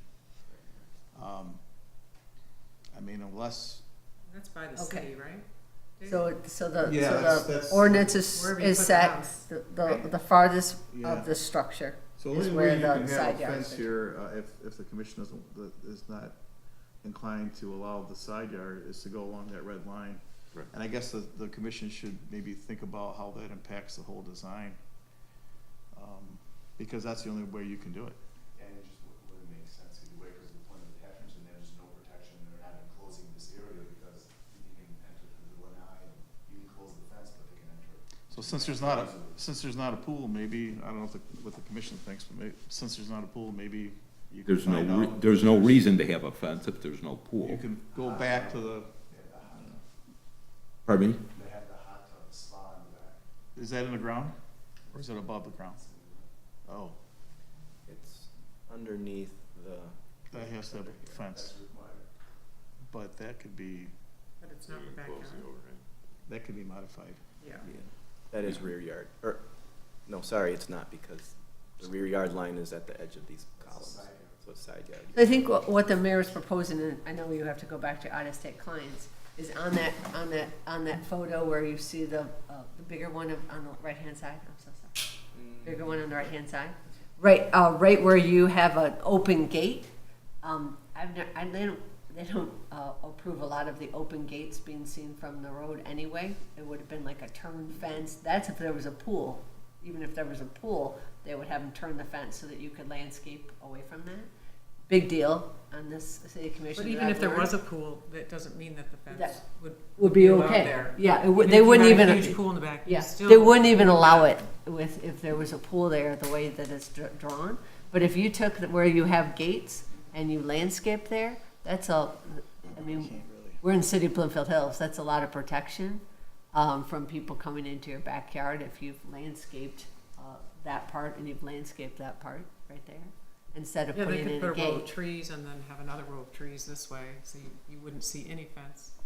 No fencing, but just maybe trees, and then trees, and no one, I mean, have.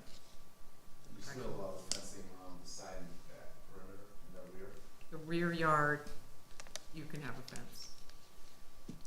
Where the red line is, you don't have to have approval by the planning commission, but the side yard, you have to have approval, so if it's up to the planning commission. Let me sort of bring this to some kind of summary.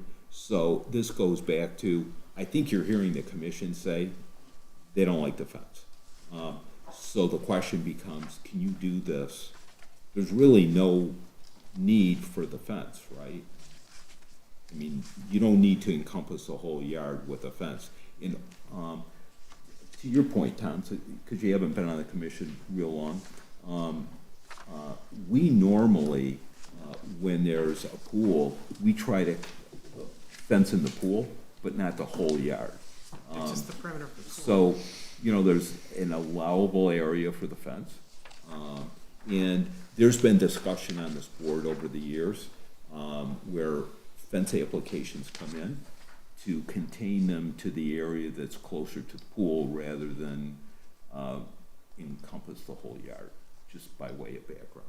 So, Anthony, you can do this, right? Yeah, we could, I mean, if that's what you guys determine, your determination, then it is what it is, we'll just have to go back and discuss it. Now, that would likely end up changing then some of this landscaping, right? Because I don't think so. are you putting in that landscaping the way it is because it's there to screen the Privacy. fence? Privacy. Well, okay. So you wouldn't change anything else, you just remove the fence? Yeah, I would assume so. I'd Okay. have to talk to the landscape designer, but I don't see how removing the fence is gonna change any of the Okay. landscape design. Because that would, impact setbacks and everything else, so the plant material would probably stay, the entire plan would stay the same, we would just remove the fence. Okay. You have a fence around the sport court for Yes. holding a ball in. Yes. And they have every right to have a fence from the sport court all the way to the back and all the way to the red line on both sides. Yeah. But you like could landscape it said, that way. Yeah, we just, if they wanted a fence, then they would just stay within the rear yard. Chairman, what was the other thing that we were deciding on? Are there any cuts and fills? No? No, No? it's not on Right. this site. So So just we've got site three yard. things. The side yard with the pool fence, the putting green. So that's sort of like in the side yard a little bit. But it's not something you're gonna see. That's I'm just fine sort of with my that. comment, but Yeah. I don't know. I You're think gonna that. I think that's great. Okay. And then there's the accessory building, which is this greenhouse. So do you know what that's gonna look like? Yeah, we had. Was there a picture in here? Yes, there's a picture that you just gave us. We It's emailed. beautiful. we Thank you. This one you just put on Oh, our, okay. Thank you very much. just beautiful. I love that. Beautiful. I'd like to find out where this came from, so I could get one for my wife. Okay. So, $5,000 later, yes. how much? About 45. Oh, okay. Beautiful. Is that, what is that? It's glass, it's like, it's glass, it's a company out of Wisconsin, they just specialize in greenhouses. They do extensive structures all across the country. Beautiful. Looks like a wedding structure. And that's gonna be screened, right? I mean, that's screened on the side here. So,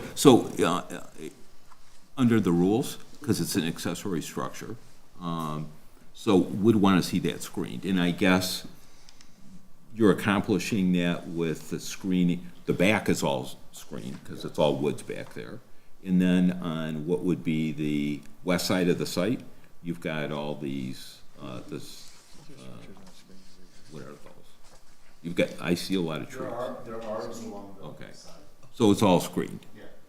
And the wall of the greenhouse walls are 5'6", and they slope to a pitch of 9 feet 7 inches. So if you're looking at it, it doesn't look too big. Okay. My parents have one, yeah. So, and there's no one in the audience that has comment on this, right? Okay, so is, A motion to approve items 2 and 3, the side yard putting green and the accessory building, but not approve number 1, the side yard pool fence. okay. I second that. All in favor, say aye. Aye. Any opposed? Mark, do you have, Yeah, I think there should be, maybe reconsider the motion and add some rationale based upon the requirements of your ordinance for the fence denial. Because it is in the side yard Because it's in the side yard. and faces the street. okay, And you do have the authority to approve a side yard fence. I just ask you to make some findings on why you're not gonna allow this one.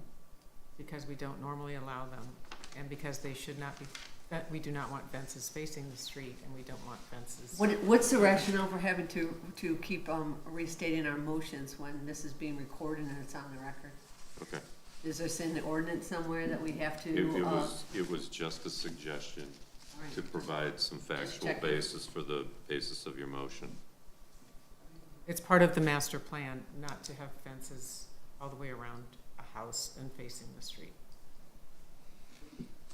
Okay, we're done with that one? okay. Great. So, thank you. Okay. Good luck. We It's gonna look we beautiful. voted, Yeah. We all did- voted. Okay, Yeah. okay, we're done. All right. Okay.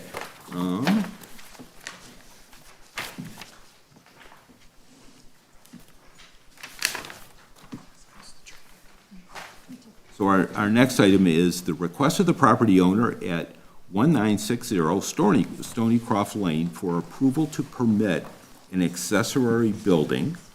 And in this case, it's a golf course restroom facility, which, that address ties into Stony Croft Golf Course.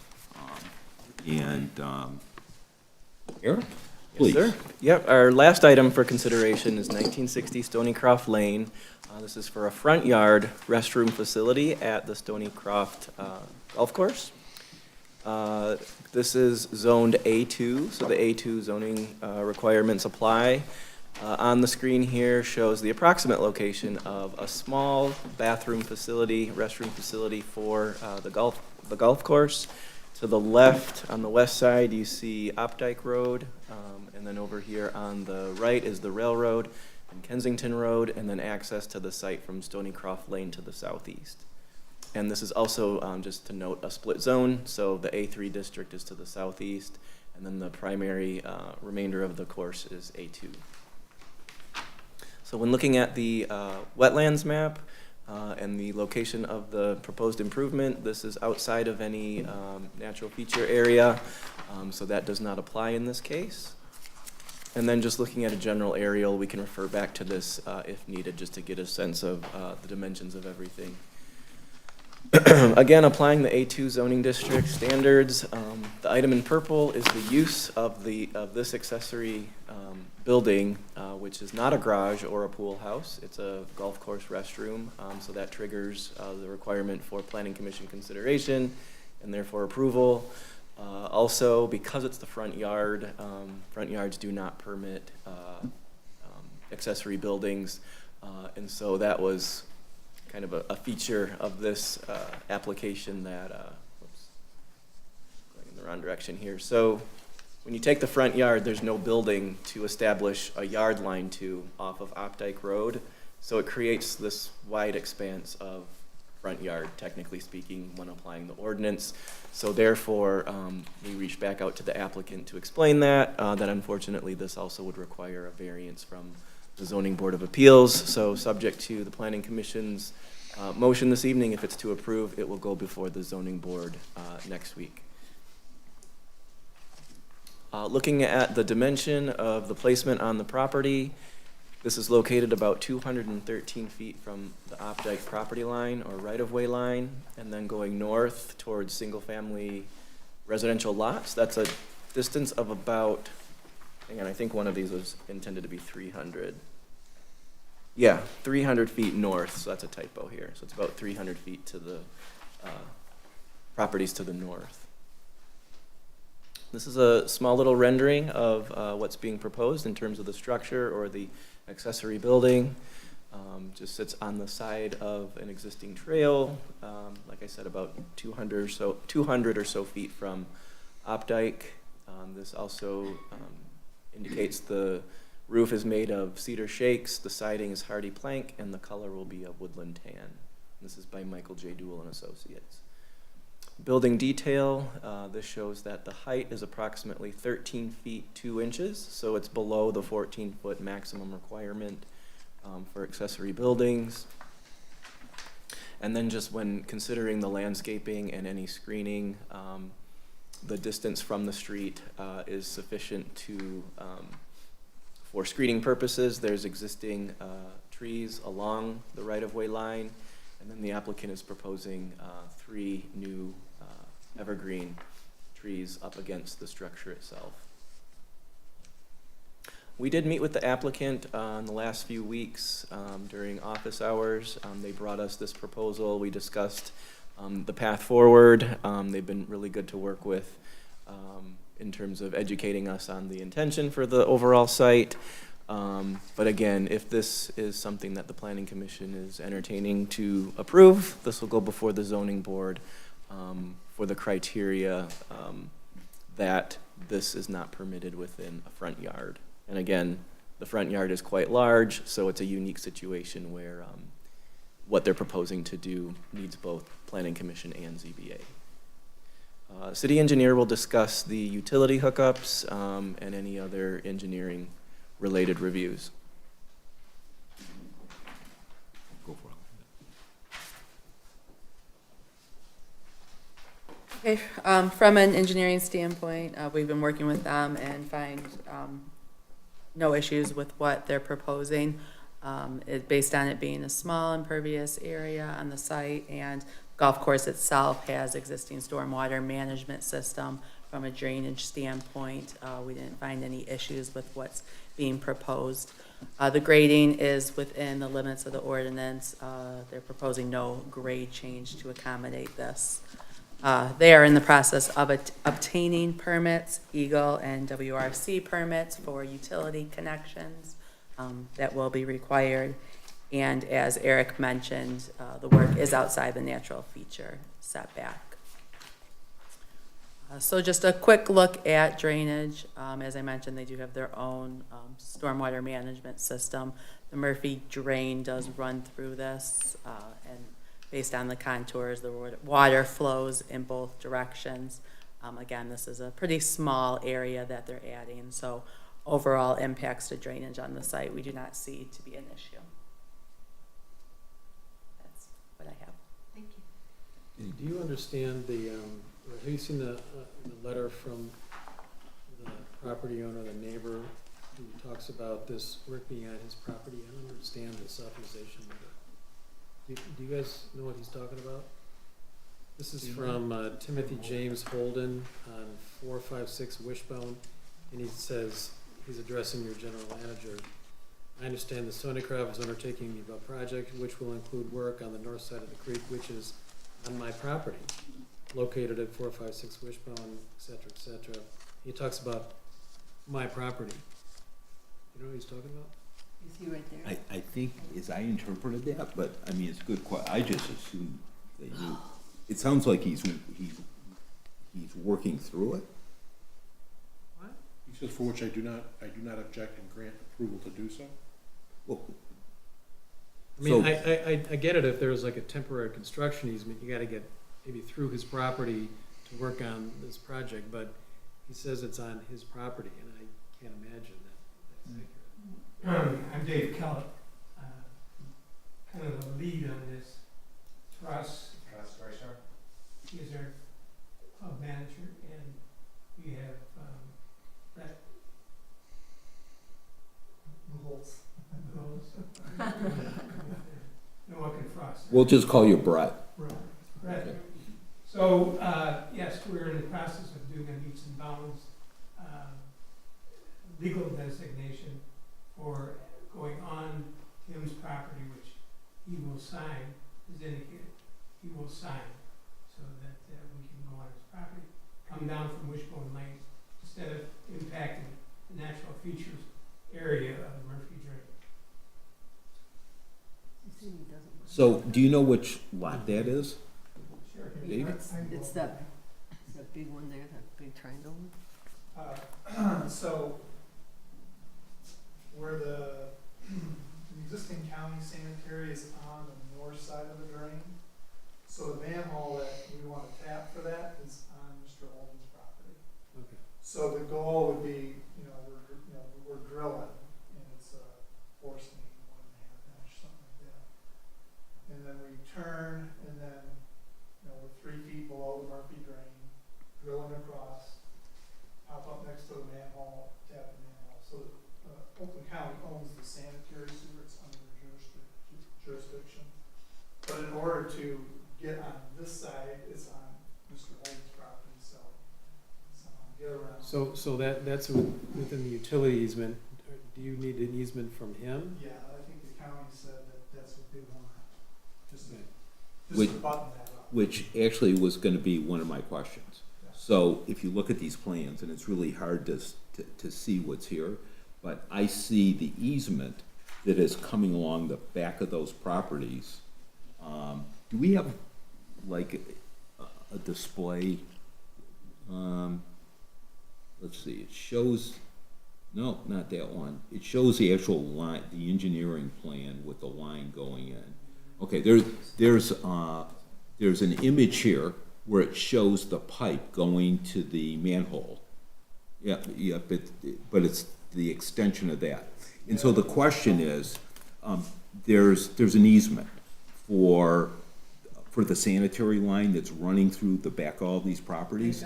And I think what you're going to need, unless, because it's not here, at least I couldn't see it, but maybe it's just I couldn't see it. There's no easement that will go from your property line into that manhole. And so you'd have to get an easement. Yeah, so I think, that would be the goal, that wherever the line comes. So the line actually, if I'm reading this plan right, it's on the other side of the property line. And so the easement actually runs off of Updike, and it runs along the back of those properties, but it's not on the property line. So you're going to need an easement to get from the property line to the manhole. You get that. Pardon me? Developing a meets and bounds. Yeah, you'd need, so this would have to be contingent on you, conditioned on you guys being able, I guess that's a question. So do you have an maybe what we need to do is, so I'd like to know where the manhole is. Pardon me? We can make this Mr. condition Chair. of them Yeah. getting an easement. Yeah, okay. Well, before we get a motion, can I ask is there plenty of brush on Updike that people driving by are not gonna see this? I mean, you've got the 3 trees to camouflage it, but do you need more landscaping? I mean, No.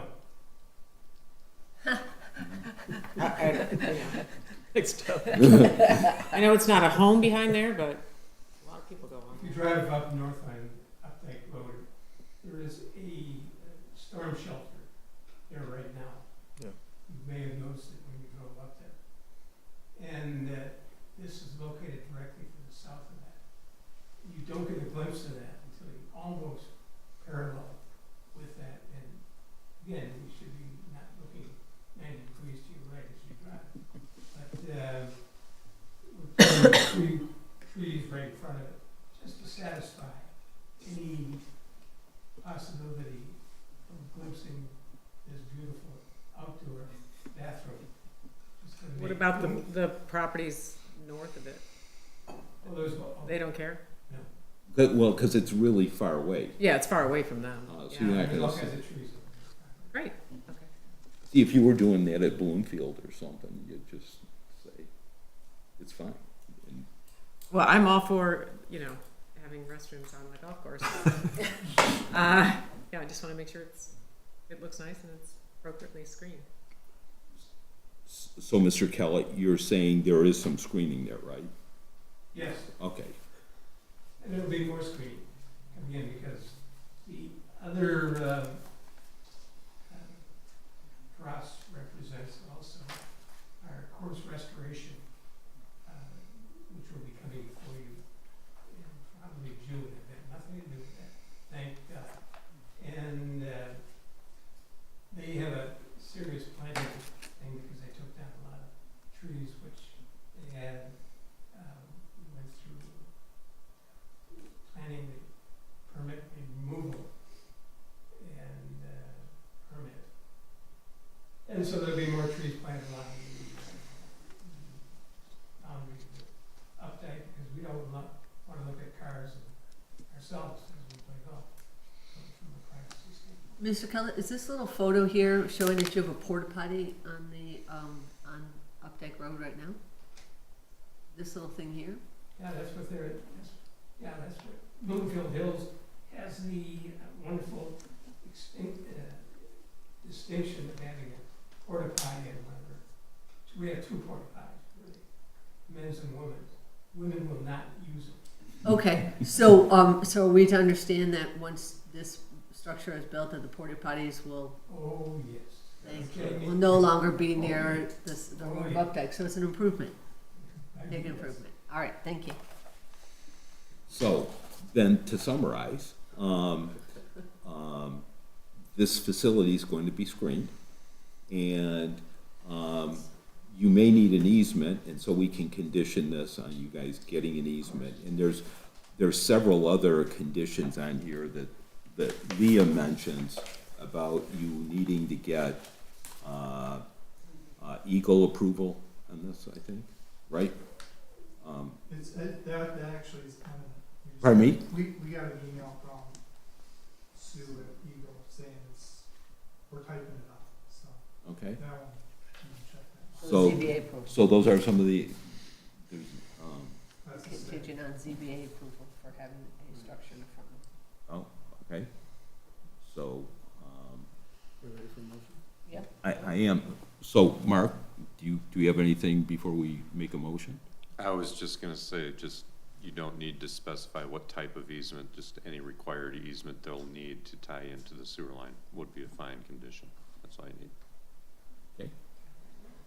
All right, well, I'd like to make a motion to approve the application, conditioned on the club getting the approvals of Eagle, conditioned on the ZBA granting approval, and conditioned on obtaining whatever easements, plural, may be necessary from the neighbor to do both the construction and then also the permanent utility access.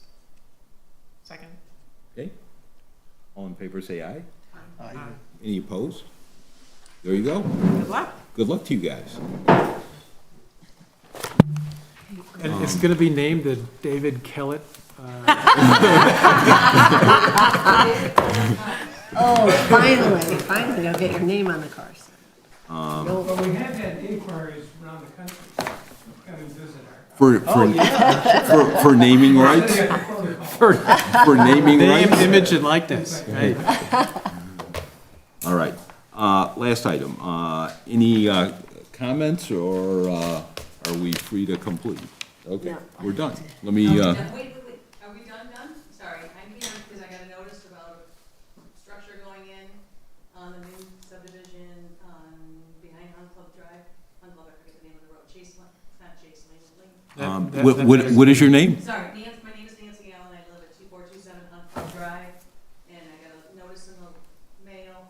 I thought this was on the docket today, maybe not. Well, Ms. Allen, it was, but we already reviewed that item. I mean, that was earlier on our I thought it docket. was at 6 o'clock. Oh, No, 4 o'clock. actually, our meeting started at 4 o'clock. Well, can you tell me what happened Just, let me just bring our meeting to a conclusion, and then I'll do that, okay? Are we done? Okay? Okay. We